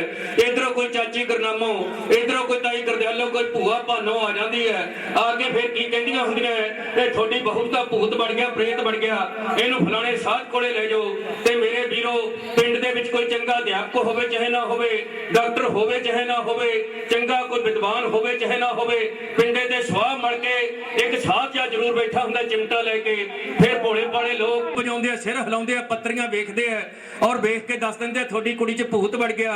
ਜਦੋਂ ਕਹਿੰਦੇ ਹੋ ਬਾਬਾ ਜੀ ਭੂਤ ਕਿੱਥੋਂ ਵੜ ਗਿਆ, ਬਾਬਾ ਫਿਰ ਸਿਰ ਜਿਹਾ ਹਿਲਾ ਕੇ ਡਰਾਮਾ ਕਰਕੇ ਕਹਿ ਦਿੰਦਾ ਹੈ ਇਹ ਤੁਹਾਡੀ ਕੁੜੀ ਹੈ ਨਾ ਜਿਹੜੀ ਇਹ ਪਿੰਡ ਦੀ ਸੱਥ ਦੇ ਵਿੱਚੋਂ ਦੀ, ਚੌਂਕ ਦੇ ਵਿੱਚੋਂ ਦੀ, ਉੱਥੋਂ ਦੀ ਲੰਘੀ ਜਾਂਦੀ ਸੀ, ਉੱਥੇ ਟੂਣਾ ਕੀਤਾ ਪਿਆ ਸੀ, ਇਹ ਟੂਣੇ ਦੇ ਉੱਤੋਂ ਦੀ ਲੰਘੀ ਹੈ, ਉੱਥੋਂ ਇਹਨੂੰ ਭੂਤ ਚਿੰਬੜ ਗਿਆ। ਤੇ ਤੁਸੀਂ ਜਦੋਂ ਕਹਿੰਦੇ ਹੋ ਬਾਬਾ ਜੀ ਭੂਤ ਕੁੜੀ ਨੂੰ ਰਾਜੀ ਕਰ ਦਿਓ, ਭੂਤ ਨੂੰ ਕੱਢ ਦਿਓ, ਬਾਬਾ ਕਹਿੰਦਾ ਮੈਂ ਤਾਂ ਰਾਜੀ ਕਰਨ ਵਾਸਤੇ ਬੈਠਾ, ਮੈਂ ਲੋਕਾਂ ਦਾ ਭਲਾ ਕਰਨ ਵਾਸਤੇ ਹੀ ਬੈਠਾ, ਮੈਂ ਤਾਂ ਲੋਕਾਂ ਦਾ ਭਲਾ ਕਰਨ ਵਾਲਾ ਆਦਮੀ ਹੈ। ਪਰ ਇਹਦੇ ਵਿੱਚ ਜਿਹੜੀ ਸ਼ੈ ਬੋਲਦੀ ਹੈ ਉਹ ਭੇਟਾ ਮੰਗਦੀ ਹੈ। ਫਿਰ ਹੱਥ ਜੋੜ ਕੇ ਪੁੱਛਿਆ ਜਾਂਦਾ ਹੈ ਬਾਬਾ ਜੀ ਦੱਸੋ ਸ਼ੈ ਭੇਟਾ ਕੀ ਮੰਗਦੀ ਹੈ। ਬਾਬੇ ਫਿਰ ਆਪਦਾ ਅੰਤਰ ਧਿਆਨ ਹੋ ਕੇ ਅੱਖਾਂ ਬੰਦ ਕਰਕੇ ਸਿਰ ਘੁਮਾ ਕੇ ਢੋਲ ਵਜਾ ਕੇ ਦੱਸ ਦਿੰਦੇ ਆ ਬੀਬੀ ਕਾਲੇ ਰੰਗ ਦਾ ਬੱਕਰਾ ਲੈ ਆਓ। ਜੇ ਬੀਬੀ ਕਵੇ ਇੰਨੀ ਗੁੰਜਾਇਸ਼ ਨਹੀਂ ਫਿਰ ਕਹਿਣਗੇ ਕਾਲੇ ਰੰਗ ਦੀ ਮੁਰਗੀ ਲੈ ਆਓ, ਮੁਰਗਾ ਲੈ ਆਓ, ਪਹਿਲੇ ਤੋੜ ਦੀ ਬੋਤਲ ਤੇ 2100 ਰੁਪਇਆ ਦੇ ਦਿਓ, ਮੈਂ ਤੁਹਾਡੀ ਕੁੜੀ ਦੇ ਭੂਤ ਕੱਢ ਦਿੰਦਾ। ਤੇ ਮੇਰੇ ਭੋਲੇ ਪਾਲੇ ਲੋਕ ਹੁੰਦੇ ਨੇ, ਜਿਹੜੇ ਅਨਪੜ੍ਹ ਲੋਕ ਹੁੰਦੇ ਨੇ, ਗਰੀਬ ਲੋਕ ਹੁੰਦੇ ਨੇ, ਉਹਨਾਂ ਪਖੰਡੀ ਸਾਧਾਂ ਨੂੰ 2100 3100 ਰੁਪਇਆ ਵੀ ਦਿੰਦੇ ਆ, ਮੁਰਗਾ ਤੇ ਬੱਕਰਾ ਵੀ ਦਿੰਦੇ ਆ, ਪਹਿਲੇ ਤੋੜ ਦੀ ਦਾਰੂ ਦੀ ਬੋਤਲ ਵੀ ਦਿੰਦੇ ਆ। ਫਿਰ ਆਪਣੀ ਉਹ ਬਿਮਾਰ ਕੁੜੀ ਜਿਹੜੀ ਘਰ ਦੇ ਅੰਦਰ ਕਿਸੇ ਕਾਰਨ ਕਰਕੇ ਦਿਮਾਗੀ ਰੋਗਣ ਹੋ ਚੁੱਕੀ ਹੁੰਦੀ ਹੈ, ਡਿਪਰੈਸ਼ਨ ਦਾ ਸ਼ਿਕਾਰ ਹੋ ਚੁੱਕੀ ਹੁੰਦੀ ਹੈ, ਮਾਨਸਿਕ ਰੋਗਣ ਹੋ ਚੁੱਕੀ ਹੁੰਦੀ ਹੈ, ਉਸ ਕੁੜੀ ਨੂੰ ਫਿਰ ਪਖੰਡੀ ਸਾਧ ਦੇ ਹਵਾਲੇ ਕਰ ਦਿੱਤਾ ਜਾਂਦਾ ਹੈ। ਫਿਰ ਉਹ ਪਖੰਡੀ ਸਾਧ ਕਰਦਾ ਕੀ ਹੈ, ਸਾਡਾ ਦਿੱਤਾ ਹੋਇਆ ਮੁਰਗਾ ਖਾ ਕੇ, ਸਾਡੀ ਦਿੱਤੀ ਹੋਈ ਦਾਰੂ ਦੀ ਬੋਤਲ ਪੀ ਕੇ, ਨਸ਼ੇ ਦੇ ਵਿੱਚ ਅੰਨਾ ਹੋ ਕੇ, ਹੱਥ ਦੇ ਵਿੱਚ ਚਿਮਟਾ ਫੜ ਕੇ ਜਾਂ ਸੰਗਲ ਫੜ ਕੇ ਉਹ ਸਾਡੀ ਧੀ ਦੇ ਦੁਆਲੇ ਹੋ ਜਾਂਦਾ ਹੈ, ਉਹਦੇ ਚਿਮਟੇ ਮਾਰਦਾ, ਸੰਗਲ ਮਾਰਦਾ ਹੈ, ਉਹਦੇ ਜੂੰਡੇ ਪੱਟਦਾ ਹੈ, ਉਹਨੂੰ ਖਿੱਚ ਖਿੱਚ ਕੇ ਕਹਿੰਦਾ ਦੱਸ ਤੂੰ ਇਹਦੇ 'ਚ ਕੌਣ ਵੜ ਕੇ ਬੈਠ ਗਿਆ। ਜੇ ਤਾਂ ਕੁੜੀ ਕੁੱਟ ਤੋਂ ਡਰਦੀ ਮਾਰੀ ਕੁਝ ਬੋਲ ਪਵੇ ਫਿਰ ਤਾਂ ਬਾਬਿਆਂ ਦੀ ਜੈ ਜੈਕਾਰ ਕਿ ਬਾਬਿਆਂ ਨੇ ਭੂਤ ਬੁਲਾ ਲਿਆ। ਪਰ ਜੇ ਨਾ ਬੋਲੇ ਕੁੜੀ ਫਿਰ ਬਾਬਾ ਬੇਇੱਜ਼ਤੀ ਮਹਿਸੂਸ ਕਰਦਾ ਹੈ ਕਿ ਸੰਗਤ ਦੇ ਸਾਹਮਣੇ ਮੈਥੋਂ ਭੂਤ ਨਹੀਂ ਬੁਲਾਇਆ ਗਿਆ, ਸੰਗਤ ਦੇ ਉੱਤੇ ਮੇਰਾ ਮਾੜਾ ਪ੍ਰਭਾਵ ਜਾਊਗਾ ਕਿ ਬਾਬਿਆਂ ਦੇ ਵਿੱਚ ਤੇ ਕੋਈ ਸ਼ਕਤੀ ਨਹੀਂ ਹੈ। ਫਿਰ ਉਹ ਬਾਬਾ ਕੀ ਕਰਦਾ ਹੁੰਦਾ ਹੈ, ਚੇਲਿਆਂ ਨੂੰ ਕਹਿੰਦਾ ਹੈ ਉਹ ਚੇਲਿਓ ਇਹ ਭੂਤ ਬਹੁਤ ਕਰੜਾ ਬਾਈ, ਤੁਸੀਂ ਚਿਮਟੇ ਤੱਤੇ ਕਰਕੇ ਲੈ ਕੇ ਆਓ ਤਾਂ ਉਹਨਾਂ ਡੇਰਿਆਂ ਦੇ ਉੱਤੇ ਇਹਨਾਂ ਕੁੜੀਆਂ ਦੇ ਭੂਤ ਕੱਢਣ ਦੇ ਬਹਾਨੇ ਚਿਮਟੇ ਤੱਤੇ ਕਰ ਕਰਕੇ 4 ਸੂਤ ਦੇ ਸਰਗੇ ਤੱਤੇ ਕਰ ਕਰਕੇ ਇਹਨਾਂ ਦੇ ਹੱਥਾਂ ਦੇ ਉੱਤੇ ਜੀਭਾਂ ਦੇ ਉੱਤੇ ਪੈਰਾਂ ਦੇ ਉੱਤੇ ਲਾ ਲਾ ਕੇ ਪੂਰੇ ਸਰੀਰ ਦੇ ਉੱਤੇ ਲਾ ਲਾ ਕੇ ਤੜਫਾ ਕੇ ਮਾਰ ਦਿੱਤਾ ਜਾਂਦਾ ਹੈ। ਤੇ ਮੇਰੇ ਆ ਭੋਲੇ ਪਾਲੇ ਜਿਹੜੇ ਲੋਕ ਨੇ, ਗਰੀਬ ਲੋਕ ਨੇ, ਉਹਨਾਂ ਮਰ ਚੁੱਕੀਆਂ ਕੁੜੀਆਂ ਦੀਆਂ ਲਾਸ਼ਾਂ ਉਹਨਾਂ ਡੇਰਿਆਂ ਤੋਂ ਚੱਕ ਕੇ ਸਿਵਿਆਂ ਦੇ ਵਿੱਚ ਲਿਆ ਕੇ ਸੰਸਕਾਰ ਕਰਕੇ ਆਪਣੇ ਕਰਮਾਂ ਦੇ ਵਿੱਚ ਨੁਕਸ ਕੱਢਣ ਬੈਠ ਜਾਂਦੇ ਨੇ ਕਿ ਸਾਡੇ ਕਰਮਾਂ ਦੇ ਵਿੱਚ ਹੀ ਕੋਈ ਨੁਕਸ ਸੀ ਤਾਂ ਸਾਡੀ ਧੀ ਨਹੀਂ ਬਚੀ। ਬਾਬਾ ਜੀ ਨੇ ਕੋਈ ਕਸਰ ਨਹੀਂ ਛੱਡੀ ਭੂਤ ਕੱਢਣ ਵਾਲੀ। ਤੁਸੀਂ ਕਹੋਗੇ 21ਵੀਂ ਸਦੀ 'ਚ ਖੜੇ ਆ ਮੇਘਰਾਜ, ਕੀ ਅੱਜ ਵੀ ਇਹ ਘਟਨਾਵਾਂ ਵਾਪਰਦੀਆਂ? ਮੈਨੂੰ ਦੱਸਣ ਦੀ ਕੀ ਲੋੜ ਹੈ? ਤੁਸੀਂ ਸਿਆਣੇ ਤੇ ਸੂਝਵਾਨ ਲੋਕ ਬੈਠੇ ਹੋ। ਪਿਛਲੇ ਸਾਲ ਦਾ ਅਖਬਾਰ ਪੜਿਆ ਹੋਏਗਾ, ਖਬਰ ਛਪੀ ਸੀ ਬੜੀ ਭਿਆਨਕ। ਮੈਂ ਹੁਣ ਮੋਗੇ ਰਹਿਣਾ, ਮੋਗੇ ਜ਼ਿਲ੍ਹੇ ਦਾ ਭਿੰਡਰ ਕਲਾਂ ਪਿੰਡ ਕੌਣ ਨਹੀਂ ਜਾਣਦਾ। ਭਿੰਡਰ ਕਲਾਂ ਦੀ ਇੱਕ ਸਿਆਣੀ ਚੇਲੀ ਜਿਹੜੀ ਆਪਦੇ ਘਰ ਦੇ ਵਿੱਚ ਚੌਂਕੀ ਲਾਉਂਦੀ ਹੈ, ਬਾਬੇ ਬਟਭਾਗ ਸਿੰਘ ਦੀ ਉਹ ਚੌਂਕੀ ਲਾਉਂਦੀ ਹੈ। ਤੇ ਮਨਾਵਾ ਪਿੰਡ ਮੋਗੇ ਜ਼ਿਲ੍ਹੇ ਦਾ ਝਤਰਿਆਂ ਦੇ ਨੇੜੇ ਜ਼ੀਰਾ ਮੋਗਾ ਰੋਡ ਦੇ ਉੱਤੇ ਤੁਹਾਡੀ ਕਿਸੇ ਦੀ ਰਿਸ਼ਤੇਦਾਰੀ ਹੋਏਗੀ, ਨਹੀਂ ਹੈਗੀ ਤੇ ਫੋਨ ਕਰਕੇ ਪੁੱਛ ਲਿਓ, ਅਖਬਾਰਾਂ ਪੜ੍ਹੀਆਂ ਹੋਣਗੀਆਂ। 9ਵੀਂ ਜਮਾਤ 'ਚ 15 ਸਾਲਾਂ ਦੀ ਪੜ੍ਹਦੀ ਹੋਈ ਕੁੜੀ ਬਿਮਾਰ ਪੈ ਗਈ, ਡਾਕਟਰਾਂ ਕੋਲੇ ਲੈ ਗਏ, ਗਰੀਬ ਘਰ ਸੀ, ਵਧੀਆ ਦਵਾਈ ਨਾ ਦਵਾ ਸਕਿਆ, ਇਲਾਜ ਮਹਿੰਗੇ ਹੋ ਗਏ, ਡਾਕਟਰ ਤੋਂ ਪੈਸੇ ਦੀ ਕਮੀ ਕਰਕੇ ਮੋੜ ਕੇ ਘਰੇ ਲੈ ਆਏ। ਜਦੋਂ ਮੋੜ ਕੇ ਘਰੇ ਲੈ ਆਏ ਕੁੜੀ ਨੂੰ ਇਲਾਜ ਨਾ ਕਰਾ ਸਕੇ, ਦਵਾਈ ਜੋਗੇ ਪੈਸੇ ਹੈ ਨਹੀਂ ਸੀ, ਕਿਸੇ ਨੇ 10 ਪਾ ਦਿੱਤੀ। ਜਿਵੇਂ ਮੈਂ ਦੱਸਿਆ ਕਿ ਭੋਲੀਆਂ ਪਾਲੀਆਂ ਬੀਬੀਆਂ 10 ਪਾਉਣ ਨੂੰ ਬੜੀਆਂ ਤਕੜੀਆਂ ਹੁੰਦੀਆਂ, ਉਹਨਾਂ ਨੂੰ 10 ਪਾ ਦਿੱਤੀ। ਭਿੰਡਰਾਂ ਦੀ ਸਿਆਣੀ ਹੈ, ਉਹ ਚੇਲੀ ਹੈ ਬਟਭਾਗ ਸਿੰਘ ਦੀ, ਉਹ ਭੂਤ ਕੱਢਦੀ ਹੈ ਤੇ ਕੁੜੀ ਨੂੰ ਬਿਮਾਰ ਕੁੜੀ ਨੂੰ ਮਨਾਵਾ ਵਾਲਾ ਪਰਿਵਾਰ ਉਥੇ ਭਿੰਡਰ ਕਲਾਂ ਦੇ ਵਿੱਚ ਲੈ ਗਏ। ਤੇ ਭਿੰਡਰ ਕਲਾਂ ਵਾਲੀ ਬੀਬੀ ਨੇ ਕੀ ਕੀਤਾ, ਉਥੇ ਢੋਲਕੀਆਂ ਵਾਲੇ ਜਿਹੜੇ ਚੌਂਕੀ ਲਾਉਣ ਵਾਲੇ ਸੀ ਕਹਿੰਦੀ ਚੌਂਕੀ ਲਾਓ, ਆਪ ਸਿਰ ਲੱਗੀ ਕਮਾਉਣ। ਉਸ ਤੋਂ ਬਾਅਦ ਚਿਮਟਾ ਫੜਿਆ, ਚਿਮਟਾ ਫੜ ਕੇ ਬਿਮਾਰ ਕੁੜੀ ਨੂੰ ਕੁੱਟਣ ਲੱਗੀ। ਗਰਮੀ ਦਾ ਮਹੀਨਾ ਸੀ, ਉਹ ਬਿਮਾਰ ਕੁੜੀ ਚੀਕਾਂ ਮਾਰਦੀ ਰਹੀ, ਕਹਿੰਦੀ ਮੈਨੂੰ ਪਾਣੀ ਤੇ ਦੇ ਦਿਓ, ਮੈਨੂੰ ਪਾਣੀ ਦੇ ਦਿਓ, ਹੱਥ ਜੋੜਦੀ ਰਹੀ। ਪਰ ਉਹ ਸਿਆਣੀ ਨੇ ਕੀ ਕਿਹਾ, ਇਹ ਭੂਤ ਪਾਣੀ ਮੰਗਦਾ ਹੈ, ਇਹਨੂੰ ਚਿਮਟੇ ਮਾਰ ਕੇ ਭਜਾਵਾਂਗੇ, ਇਹਨੂੰ ਪਾਣੀ ਨਹੀਂ ਦੇਣਾ ਕਿਸੇ ਨੇ। ਉਹ ਕੁੜੀ ਚੀਕਾਂ ਮਾਰਦੀ ਰਹੀ, ਉਹ ਪਾਣੀ ਮੰਗਦੀ ਰਹੀ। ਪਰ ਉਹਦੇ ਨਾਲ ਦੇ ਜਿਹੜੇ ਚੇਲੇ ਸੀ ਤੇ ਉਹ ਸਾਧਣੀ ਉਹਨੂੰ ਚਿਮਟੇ ਮਾਰਦੇ ਰਹੇ ਤੇ ਅੱਧਾ ਘੰਟਾ ਕੁੱਟਣ ਤੋਂ ਬਾਅਦ ਉਹ ਕੁੜੀ ਦੀ ਮੌਤ ਹੋ ਗਈ। ਉੱਥੇ ਜਦੋਂ ਮੌਤ ਹੋ ਗਈ, ਚੱਕ ਕੇ ਉਹਨੂੰ ਸਿਵਿਆਂ ਦੇ ਵਿੱਚ ਲਿਆ ਕੇ ਸੰਸਕਾਰ ਕਰ ਦਿੱਤਾ। ਰੱਬ ਦਾ ਭਾਣਾ ਮੰਨ ਕੇ ਬੈਠ ਗਏ। ਸਾਡੇ ਕਰਮਾਂ ਦੇ ਵਿੱਚ ਐਵੇਂ ਹੀ ਲਿਖਿਆ ਸੀ, ਬਾਬੇ ਨੇ ਤਾਂ ਕੋਈ ਕਸਰ ਨਹੀਂ ਛੱਡੀ। ਪਰ ਤਰਕਸ਼ੀਲ ਸੁਸਾਇਟੀ ਜਿਹਦੇ ਵਿੱਚ ਮੈਂ ਵੀ ਸ਼ਾਮਲ ਸੀ, ਜਗਪਾਲ ਬਰਾੜ ਸ਼ਾਮਲ ਸੀ, ਆ ਸਾਰੇ ਅਸੀਂ ਇਕੱਠੇ ਹੋ ਕੇ ਟੀਮ ਅਸੀਂ ਭਿੰਡਰ ਕਲਾਂ ਪਿੰਡ ਦੇ ਵਿੱਚ ਪਹੁੰਚੇ। ਤੇ ਉਹ ਸਿਆਣੀ ਸੀ ਜਿਹੜੀ ਚੇਲੀ ਭੂਤ ਕੱਢਣ ਵਾਲੀ ਬੀਬੀ। ਉਹ ਮੈਨੂੰ ਤਰਸ ਆਉਂਦਾ ਸਾਡੇ ਹਿੰਦੁਸਤਾਨ ਦੇ ਲੋਕਾਂ ਦੀ ਅਕਲ ਦੇ ਉੱਤੇ ਕਿ ਇਹੋ ਜੀ ਬੀਬੀ ਨੂੰ, ਕਿ ਇਹ ਤਾਂ ਲੋਕਾਂ ਦਾ ਭਲਾ ਕਰਨ ਵਾਲੀ ਹੈ। ਉਹਨੂੰ ਪਿੰਡ ਦੀ ਸਰਪੰਚ ਵੀ ਚੁਣਿਆ ਹੋਇਆ ਸੀ, ਬੀਬੀ ਪਾਲ ਕੌਰ। ਇੱਥੇ ਪੰਚ ਸਰਪੰਚ ਬੈਠੇ ਹੋ, ਪੰਚ ਸਰਪੰਚ ਬੜਾ ਸੂਝਵਾਨ ਆਦਮੀ ਹੁੰਦਾ ਹੈ, ਬਹੁਤ ਸਿਆਣਾ ਤੇ ਸੁਲਝਿਆ ਹੋਇਆ ਮਨੁੱਖ ਹੁੰਦਾ ਹੈ। ਪਰ ਉਹ ਪਖੰਡਣ ਸਾਧਣੀ ਨੂੰ ਭੋਲੇ ਪਾਲੇ ਲੋਕਾਂ ਨੇ, ਵਿਹੜੇ ਵਾਲੇ ਲੋਕਾਂ ਨੇ ਇਸ ਕਰਕੇ ਉਹਨੂੰ ਸਰਪੰਚ ਨਹੀਂ ਚੁਣ ਦਿੱਤਾ ਕਿ ਇਹ ਤੇ ਭੂਤ ਕੱਢਣ ਦੀ ਮਾਰ ਹੈ। ਇੱਕ ਪਾਸੇ ਜੇ ਕੋਈ ਵਕੀਲ ਹੋਵੇ, ਇੱਕ ਅਧਿਆਪਕ ਹੋਵੇ, ਇੱਕ ਪਾਸੇ ਪੁੱਛਾਂ ਦੇਣ ਵਾਲੀ ਸਾਧਣੀ ਹੋਵੇ, ਮੈਨੂੰ ਆਉਂ ਲੱਗਦਾ ਕਿ ਸਾਧਣੀ ਜ਼ਿਆਦਾ ਵੋਟਾਂ ਲੈ ਜਾਊਗੀ ਤੇ ਆ ਵਕੀਲ ਤੇ ਆ ਕੋਈ ਅਧਿਆਪਕ ਹੋਵੇ ਉਹਨੂੰ ਰਗੜ ਕੇ ਰੱਖ ਦੇਣਗੇ। ਇਹੋ ਜਿਹੇ ਲੋਕ ਆ ਜਿਹੜੇ ਭੂਤਾਂ ਪ੍ਰੇਤਾਂ 'ਚ ਵਿਸ਼ਵਾਸ ਕਰਨ ਵਾਲੇ ਆ। ਤੇ ਮੈਂ ਬੇਨਤੀ ਕਰਨੀ ਚਾਹੁੰਦਾ, ਮੈਂ ਤੇ ਜਗਪਾਲ ਬਰਾੜ, ਲਖਵਿੰਦਰ ਹਾਲੀ, ਸੁਖਚੈਨ ਫੰਦੇਵਾਲਾ, ਪ੍ਰੇਮਜੀਤ ਆ ਸਾਰੀ ਟੀਮ ਜਿਹੜੀ ਬੈਠੀ ਹੈ, ਅਸੀਂ ਭਿੰਡਰ ਕਲਾਂ ਪਿੰਡ ਦੇ ਵਿੱਚ ਗਏ। ਆਈ ਇਕੱਠ ਕਰ ਲਿਆ ਜਿਵੇਂ ਤੁਸੀਂ ਬੈਠੇ ਹੋ, ਡਰਾਮੇ ਸ਼ੁਰੂ ਕਰਤੇ। ਲੋਕਾਂ ਨੂੰ ਪੁੱਛਿਆ ਦੱਸੋ ਅਸਲੀਅਤ ਆ ਹੈ, ਇਹਨੇ ਕਤਲ ਕੀਤਾ ਕੁੜੀ ਦਾ, ਇਹਦੇ ਕੋਲੇ ਕੋਈ ਕਰਾਮਾਤ ਨਹੀਂ, ਅਸੀਂ ਇਹਨੂੰ ਚੈਲੰਜ ਕਰਦੇ ਹਾਂ, ਤੁਸੀਂ ਦੱਸੋ ਕਿਹੜੇ ਪਾਸੇ ਖੜਨਾ ਹੈ। ਜਦੋਂ ਲੋਕਾਂ ਨੇ ਬਾਹਾਂ ਖੜੀਆਂ ਕਰਤੀਆਂ ਕਿ ਸਾਨੂੰ ਤੇ ਹੁਣ ਅਕਲ ਆਈ ਹੈ, ਕੁੜੀ ਮਰਵਾਉਣ ਤੋਂ ਬਾਅਦ ਸਾਨੂੰ ਪਤਾ ਲੱਗੇ ਪਖੰਡ, ਦੱਸੋ ਕੀ ਕਰਨਾ ਹੈ। ਫਿਰ ਪੁਲਿਸ ਕੋਲੇ ਗਏ, ਡੀਸੀ ਮੋਗਾ ਨੂੰ ਮਿਲੇ, 302 ਦਾ ਪਰਚਾ ਦਰਜ ਕਰਾਇਆ। ਅੱਜ ਉਹ ਪੁੱਛਾਂ ਦੇਣ ਵਾਲੀ ਸਾਧਣੀ ਤੇ ਉਹਦੇ ਸਾਰੇ ਚੇਲੇ ਮੋਗਾ ਜੇਲ੍ਹ ਦੇ ਵਿੱਚ ਬੈਠੇ ਹੈ, ਮੋਗਾ ਜੇਲ੍ਹ ਦੇ ਵਿੱਚ ਬੈਠੇ ਹੈ। ਕਤਲ ਦਾ ਪਰਚਾ ਦਰਜ ਕਰਾਇਆ ਉਹਨਾਂ ਦੇ ਉੱਤੇ।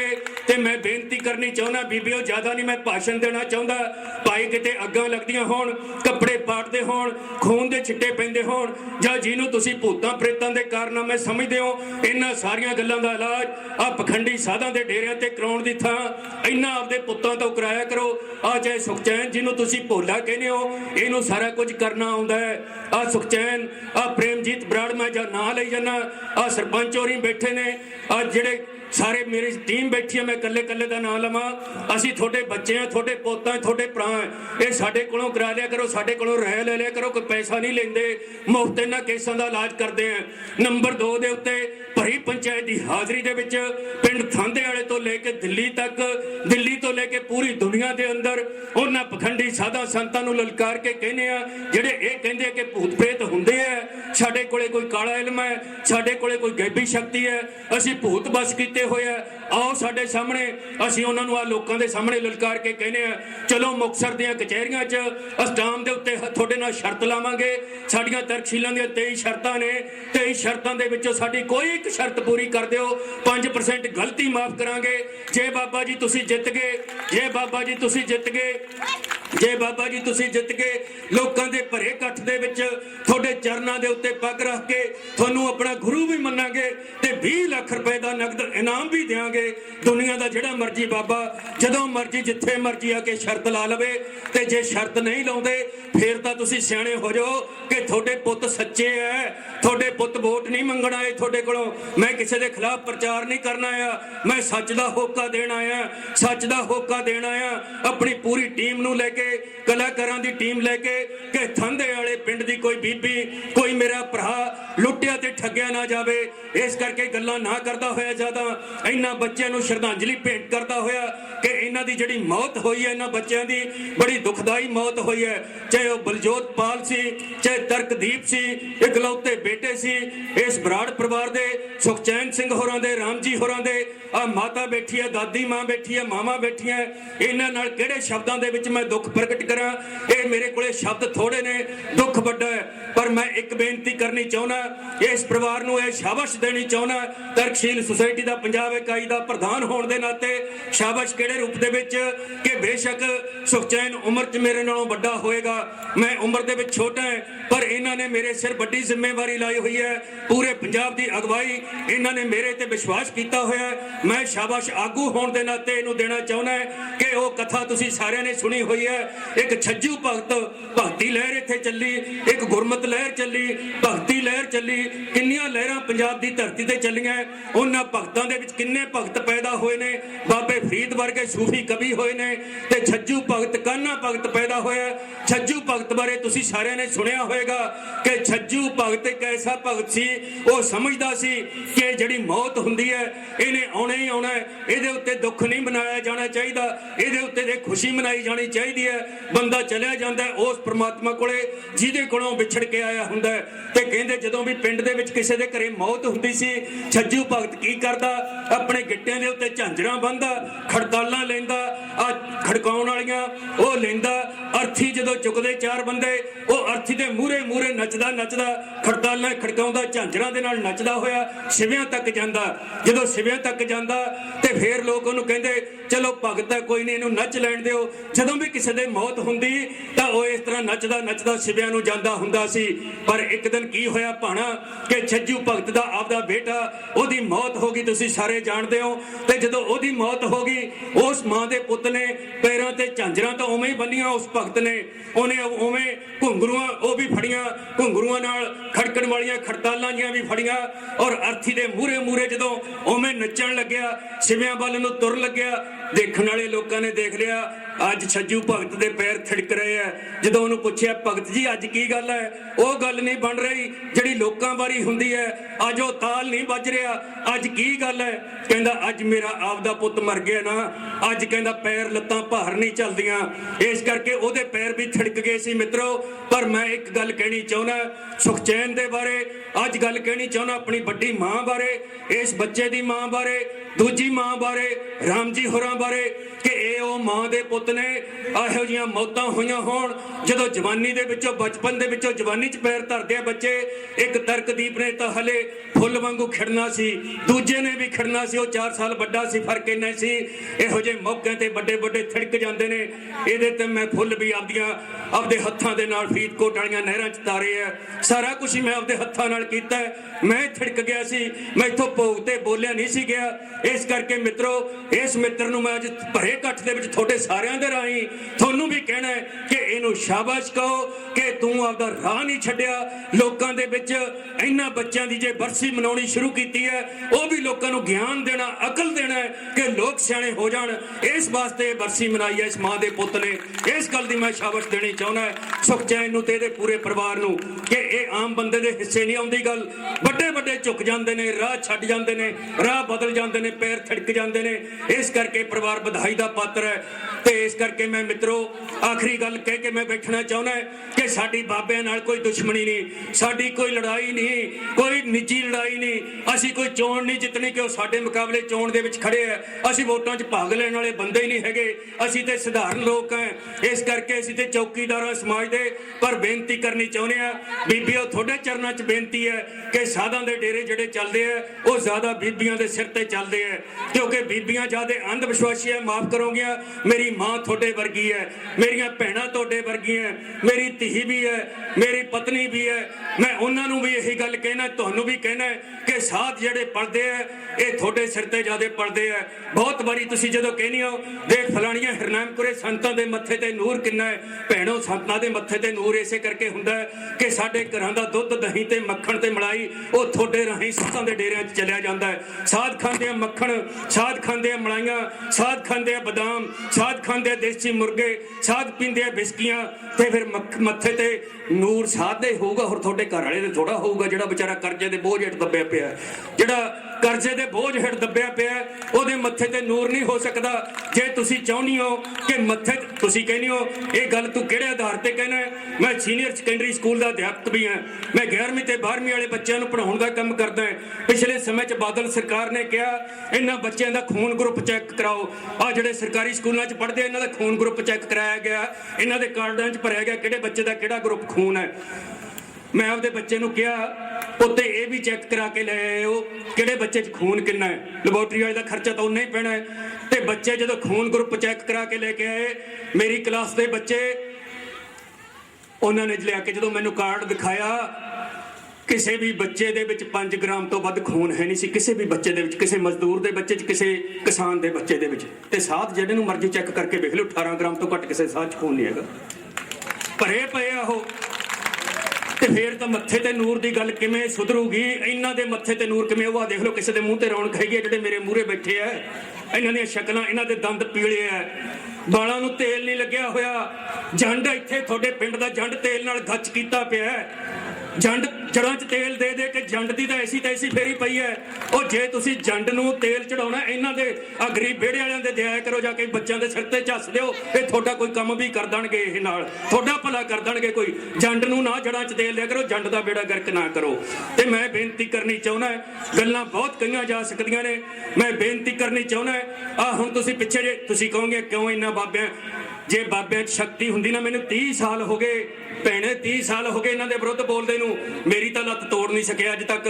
ਟੁੱਟ ਵੀ ਸਕਦੀ ਹੈ, ਐਕਸੀਡੈਂਟ ਹੋ ਸਕਦਾ, ਮੌਤ ਹੋ ਸਕਦੀ ਹੈ, ਪਰ ਜਿੱਦੇ ਮੇਰੀ ਮੌਤ ਹੋਊਗੀ ਇਹਨਾਂ ਨੂੰ ਕਿਹਾ ਹੋਇਆ ਮੈਨੂੰ ਚੱਕ ਕੇ ਮੈਡੀਕਲ ਕਾਲਜ ਪਹੁੰਚਾ ਦਿਓ ਤੇ ਮੇਰਾ ਸੰਸਕਾਰ ਨਾ ਕਰਿਓ, ਅੱਖਾਂ ਦਾਨ ਕਰ ਦਿਓ, ਸਰੀਰ ਦਾਨ ਕਰ ਦਿਓ।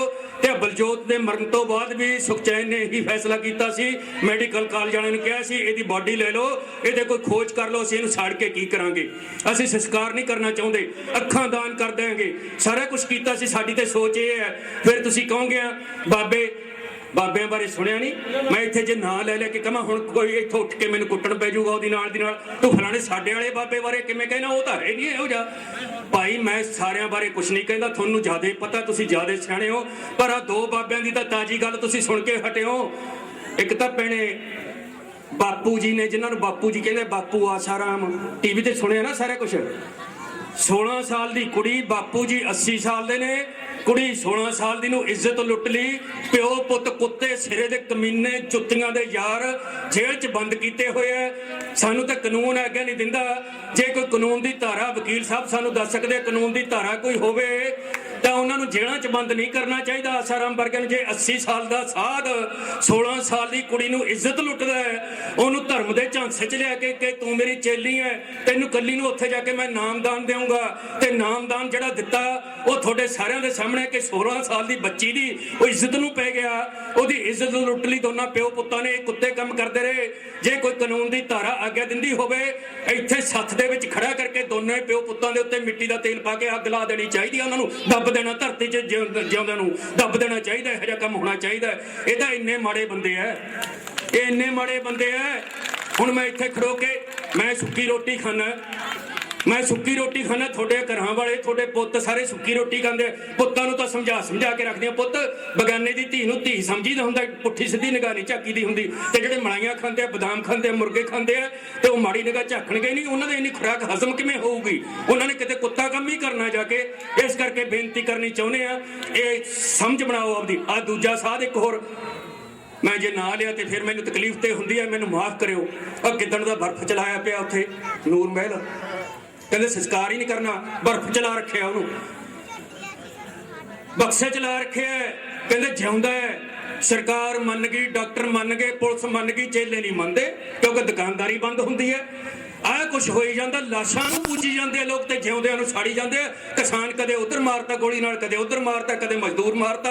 ਆ ਭੁੱਖੇ 4 ਰੁਪਏ ਕਿਲੋ ਆਟਾ ਵਾਲੇ ਧਰਨੇ ਲਾਉਂਦੇ ਫਿਰਦੇ ਆ, ਕਿਸਾਨ ਧਰਨੇ ਲਾਉਂਦੇ ਫਿਰਦੇ ਆ। ਇਹਨਾਂ ਤੇ ਗੋਲੀਆਂ ਚੱਲਦੀਆਂ, ਡਾਂਗਾਂ ਚੱਲਦੀਆਂ, ਲਾਸ਼ਾਂ ਨੂੰ ਪੂਜਿਆ ਜਾਂਦਾ। ਇਹ ਉਹ ਮੁਲਕ ਹੈ। ਇਸ ਕਰਕੇ ਸਮਝ ਬਦਲਣੀ ਪਊਗੀ, ਵਿਚਾਰ ਬਦਲਣੇ ਪੈਣਗੇ, ਆਪਣੀ ਤਕਦੀਰ ਦੇ ਆਪ ਮਾਲਕ ਬਣਨਾ ਪਊਗਾ। ਇੰਨੀਆਂ ਬੇਨਤੀਆਂ ਕਰਦਾ ਹੋਇਆ ਮੈਂ ਤੁਹਾਡੇ ਚਰਨਾਂ 'ਚ ਬੇਨਤੀ ਕਰਦਾ ਕਿ ਮੈਂ ਵਿੱਚੋਂ ਦੀ ਵੀ ਬੋਲਦਾ ਰਹੂੰਗਾ, ਤੁਹਾਡੇ ਨਾਲ ਗੱਲਾਂ ਕਰਦਾ ਰਹੂੰਗਾ, ਬੁਲਾਰੇ ਵੀ ਬੋਲਣਗੇ ਬਾਕੀ ਦੇ ਸਾਡੇ। ਤੇ ਹੁਣ ਮੈਂ ਜਿਹੜੀ ਕੋਰੀਓਗ੍ਰਾਫੀ ਪੇਸ਼ ਕਰਨਾ ਚਾਹੁੰਦਾ ਤੁਹਾਡੇ ਸਾਹਮਣੇ ਲੋਕ ਕਲਾ ਮੰਚ ਜੀਰਾ ਦੇ ਕਲਾਕਾਰਾਂ ਨੂੰ, ਉਹ ਪਹਿਲੀ ਕੋਰੀਓਗ੍ਰਾਫੀ ਹੈ ਕਿ ਮੇਰੀ ਮੌਤ ਤੇ ਨਾ ਰੋਇਓ, ਮੇਰੀ ਸੋਚ ਨੂੰ ਬਚਾਇਓ। ਉਹ ਬਲਜੋਤ ਪਾਲ ਕਹਿ ਰਿਹਾ, ਉਹ ਤਰਕਦੀਪ ਕਹਿ ਰਿਹਾ। ਇਹਨਾਂ ਦੋਨੋਂ ਬੱਚਿਆਂ ਨੂੰ ਉਹਦਾ ਨਾਂ ਹੀ ਤਰਕ ਰੱਖਿਆ ਸੀ ਤੇ ਸੁਖਚੈਨ ਨੇ ਰੱਖਿਆ ਸੀ। ਤੇ ਸੁਖਚੈਨ ਜਿਹੜਾ ਝੰਡਾ ਫੜ ਕੇ ਪੰਜਾਬ ਦੇ ਵਿੱਚ ਤੁਰ ਰਿਹਾ ਹੈ, ਸਾਰਿਆਂ ਤੋਂ ਮੂਹਰੇ ਹੋ ਕੇ ਤੁਰ ਰਿਹਾ ਹੈ। ਡੋਲਿਆ ਨਹੀਂ ਮਾੜੇ ਵੇਲਿਆਂ ਦੇ ਵਿੱਚ ਵੀ, ਜਦੋਂ 2 ਪੁੱਤਾਂ ਦੀ ਮੌਤ ਹੋ ਗਈ ਉਦੋਂ ਵੀ ਨਹੀਂ ਡੋਲਿਆ।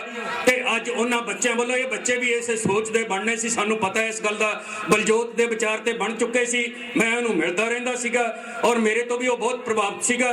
ਤੇ ਉਹ ਬੱਚਾ ਅੱਜ ਅਸੀਂ ਉਹਦੀ ਬਰਸੀ ਮਨਾ ਰਹੇ ਹਾਂ, ਸਾਨੂੰ ਦੁੱਖ ਹੁੰਦਾ ਹੈ। ਤੇ ਉਹ ਬੱਚਾ ਆਪਣੇ ਵੱਲੋਂ ਕੀ ਕਹਿ ਰਿਹਾ ਹੈ ਕਿ ਮੇਰੀ ਮੌਤ ਤੇ ਨਾ ਰੋਇਓ, ਮੇਰੀ ਸੋਚ ਨੂੰ ਬਚਾਇਓ। ਮੇਰੀ ਸੋਚ ਜਿਹੜੀ ਅਗਾਂਹ ਲੋਕਾਂ ਨੂੰ ਬਚਾ ਸਕਦੀ ਹੈ। ਸੰਤ ਰਾਮ ਉਦਾਸੀ ਦਾ ਗੀਤ ਹੈ ਜਿਹੜਾ ਬਹੁਤ ਵੱਡਾ ਲੋਕ ਪੱਖੀ ਕਵੀ ਹੋਇਆ ਪੰਜਾਬ ਦਾ, ਉਹਦਾ ਲਿਖਿਆ ਹੋਇਆ, ਉਹਦਾ ਗਾਇਆ ਹੋਇਆ ਗੀਤ ਹੈ। ਕਿਰਪਾ ਕਰਕੇ ਉਹ ਸ਼ਰਧਾਂਜਲੀ ਇਹਨਾਂ ਦੋਹਾਂ ਬੱਚਿਆਂ ਨੂੰ 5 ਮਿੰਟ ਦੀ ਆਈਟਮ ਹੈ। ਉਹ ਤੋਂ ਬਾਅਦ ਨਾਲ ਦੀ ਨਾਲ ਵਹਿਮਾਂ ਭਰਮਾਂ ਤੇ ਇੱਕ ਕੋਰੀਓਗ੍ਰਾਫੀ ਕਰਾਂਗੇ ਜੋਤਿਸ਼ ਦੇ ਬਾਰੇ, ਨਾਲ ਦੀ ਨਾਲ ਫਿਰ ਨਾਟਕ ਹੋਏਗਾ ਨਸ਼ਿਆਂ ਦੇ ਉੱਤੇ, ਫਿਰ ਅਗਲੀ ਕੋਰੀਓਗ੍ਰਾਫੀ ਹੋਏਗੀ। ਵਿੱਚੋਂ ਦੀ ਬੋਲਦੇ ਰਵਾਂਗੇ। ਤਾਂ ਮਾਈਕ ਚੱਕ ਕੇ ਪਾਸੇ ਕਰ ਦਿਓ ਸਾਥੀ ਸਾਰੇ। ਪੇਸ਼ ਕਰ ਲੈ ਪੁੱਤ ਸੀ, ਹੁਣ ਤੇ ਸਾਡੇ ਸਾਰਿਆਂ ਦੇ ਹੈ।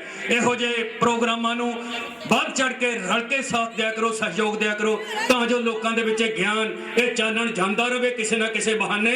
ਜੇ ਗਿਆਨ ਨਾ ਮਿਲਿਆ ਤੇ ਹਨੇਰੇ ਦੇ ਰਾਹੀ ਜਿਹੜੇ ਹੁੰਦੇ ਨੇ ਗਲਤ ਰਾਹਾਂ ਵੱਲ ਤੁਰ ਜਾਂਦੇ ਨੇ। ਇਸ ਕਰਕੇ ਇਸ ਮੇਲੇ ਨੂੰ ਹਰ ਪੱਖ ਤੋਂ ਮਦਦ ਕਰਿਆ ਕਰੋ, ਤਨ ਮਨ ਤੇ ਧਨ ਨਾਲ ਮਦਦ ਕਰਿਆ ਕਰੋ। ਜਿੱਦੇ ਪ੍ਰੋਗਰਾਮ ਹੋਵੇ ਮੈਂ ਬੇਨਤੀ ਕਰੂੰਗਾ ਕਿ ਪਿੰਡ ਦੇ ਵਿੱਚ ਸਾਂਝੇ ਕਰੇ, ਕਿਤੇ ਦੁੱਧ ਵੀ ਇਕੱਠਾ ਕਰ ਲਿਆ ਕਰੋ। ਸਾਡੇ ਜਿਹੜੇ ਅਸੀਂ 12-15 ਬੰਦੇ ਬਾਹਰੋਂ ਆਉਨੇ ਆ, ਸਾਡੀਆਂ ਰੋਟੀਆਂ ਦਾ ਇੰਤਜ਼ਾਮ ਵੀ ਰਲ ਕੇ ਕਰਿਆ ਕਰੋ ਤੁਸੀਂ। ਮੈਂ ਬੇਨਤੀ ਕਰਨੀ ਚਾਹੁੰਦਾ, ਚਾਹੇ ਟੈਂਟ ਲੱਗਦਾ, ਸਾਊਂਡ ਲੱਗਦਾ, ਇਹਨੂੰ ਕੁਝ ਨਹੀਂ ਹੁੰਦਾ, ਨਜ਼ਰ ਬੱਟੂ ਲਾ ਦਈਏ। ਤੇ ਨਹੀਂ ਤਾਂ ਪੂਰੇ ਪੰਜਾਬ 'ਚ ਜਾ ਕੇ ਦੱਸੂਗਾ ਵੀ ਇੱਕ ਮਾਸਟਰ ਹੈ, ਪੜ੍ਹਿਆ ਲਿਖਿਆ, ਥਾਂਦੇ ਵਾਲੇ ਪਿੰਡ ਦੇ ਵਿੱਚ ਰਹਿੰਦਾ, 2 ਨਜ਼ਰ ਬੱਟੂ ਲਾਈ ਬੈਠਾ ਮਾਂ ਦਾ ਪੁੱਤ। ਵੀ ਜਾਂ ਤਾਂ ਉਹਦੀ ਜੀਭ ਇੰਨੀ ਬਾਹਰ ਆ ਗਈ, ਪੱਲੇ ਰਿਹਾ ਕੱਖ ਨਹੀਂ, ਜਾਂ ਫਿਰ ਕੋਈ ਸੀਮੈਂਟ ਦਾ ਉਹਦਾ ਕੋਈ ਮਾੜਾ ਲੱਗਿਆ। ਕੀ ਸਮਝ ਕੀ ਹੈ ਸਾਡੀ ਇਹ? ਤੇ ਮੈਂ ਪਿੰਡ ਦੇ ਵਿੱਚ ਤੁਸੀਂ ਵੀ ਕੀ ਕਰਦੀਆਂ ਆ ਪਾਥੀਆਂ ਪੱਥਣਗੀਆਂ, ਇੱਥੇ ਹੀ ਦੇਖ ਲਿਓ ਕਿਤੇ ਘਾਰਾ, ਉਹ ਘੀਰਾ ਕਹਿੰਦੇ ਕੋ ਘਾਰਾ ਕਹਿੰਦੇ ਉਹਨੂੰ, ਪਾਥੀਆਂ ਦਾ ਵੱਡਾ ਸਾਰਾ ਢੇਰ ਜਿਹਾ ਲਾ ਕੇ ਲਿਪਣਗੀਆਂ, ਉੱਤੇ ਫਿਰ ਛਿੱਤਰ ਟੰਗ ਦੇਣਗੇ ਵੀ ਇਹਨੂੰ ਨਜ਼ਰ ਨਾ ਲੱਗ ਜੇ। ਤੇ ਤਾਜ ਮਹਿਲ ਬਣਾ ਲਿਆ ਤੁਸੀਂ ਵੀ ਉਹਨੂੰ ਨਜ਼ਰ ਲੱਗ ਜਾਓ। ਛਿੱਤਰ ਟੰਗਿਆ ਹੁੰਦਾ ਪਾਥੀਆਂ ਦੇ ਉੱਤੇ। ਕੀ ਸੋਚ ਹੈ ਸਾਡੀ? ਇਹਨਾਂ ਗੱਲਾਂ ਚੋਂ ਬਾਹਰ ਆਓ ਮੇਰੇ ਵੀਰੋ, ਬੇਨਤੀ ਹੈ। ਇਸ ਕਰਕੇ ਮੈਂ ਬੇਨਤੀ ਕਰਨੀ ਚਾਹੁੰਦਾ, 4 ਬੰਦੇ ਇਕੱਠੇ ਹੋ ਕੇ ਜਾਇਓ ਮਾਸਟਰ ਜੀ ਕੋਲੇ, ਪਰਮਜੀਤ ਸਿੰਘ ਕੋਲੇ ਅੱਜ, ਕਿ ਭਰਾਵਾ ਅੱਜ ਭਰੇ ਘੱਟ ਤਵਾ ਲੱਗ ਗਿਆ ਆਪਣਾ। ਤੇ ਇਹ ਨਜ਼ਰ ਬੱਟੂ ਜੇ ਲਾ ਕੇ ਅੰਦਰ ਰੱਖ ਲੈ ਤੇ ਜਿਹੜੇ 250 ਦੇ ਨਜ਼ਰ ਬੱਟੂ 2 ਲਿਆ ਕੇ ਟੰਗੇ 500 ਦੇ ਜਵਾਕਾਂ ਨੂੰ ਲਿਆ ਕੇ ਦੇਸੀ ਘਿਓ ਦਾ ਕੜਾਹ ਬਣਾ ਕੇ ਸਾਰੀ ਬੀਹੀ 'ਚ ਵੰਡ ਦਿੰਦਾ, ਭਾਵੇਂ ਸਾਰੀ ਗਲੀ ਨੇ ਧੰਨ ਧੰਨ ਕਰਨੀ ਸੀ, ਤੈਨੂੰ ਵਧਾਈਆਂ ਦੇਣੀਆਂ ਸੀ ਵੀ ਬੜੀ ਸੋਹਣੀ ਕੋਟੀ ਪਾਈ ਹੈ, ਅੱਜ ਤਵਾ ਲਵਾ ਲਿਆ ਤੂੰ ਇਸ ਗੱਲ ਦੇ ਉੱਤੇ। ਤੇ ਮੈਂ ਸੱਚ ਬੋਲਣ ਵਾਲੇ ਅਸੀਂ ਬੰਦੇ ਆ, ਰਹਿ ਨਹੀਂ ਸਕਦੇ, ਕੁਛ ਨਾ ਲਏ ਗਏ ਮਾਫੀ ਚਾਹੁੰਦੇ ਆ। ਤੇ ਹੁਣ ਇਹਨਾਂ ਬੱਚਿਆਂ ਨੂੰ ਸ਼ਰਧਾਂਜਲੀ, ਮੇਰੀ ਮੌਤ ਤੇ ਨਾ ਰੋਇਓ। ਅਗਲੀ ਕੋਰੀਓਗ੍ਰਾਫੀ ਹੈ ਜੋਤਿਸ਼ ਨਿਰਾ ਪਖੰਡ, ਤੀਜਾ ਨਾਟਕ ਨਸ਼ਿਆਂ ਦੇ ਉੱਤੇ। ਲਗਾਤਾਰ ਮੈਂ ਲੋਕ ਕਲਾ ਮੰਚ ਜੀਰਾ ਦੇ ਕਲਾਕਾਰਾਂ ਨੂੰ ਬੇਨਤੀ ਕਰਦਾ ਕਿ ਉਹ ਕੋਰੀਓਗ੍ਰਾਫੀ ਸ਼ਰਧਾਂਜਲੀ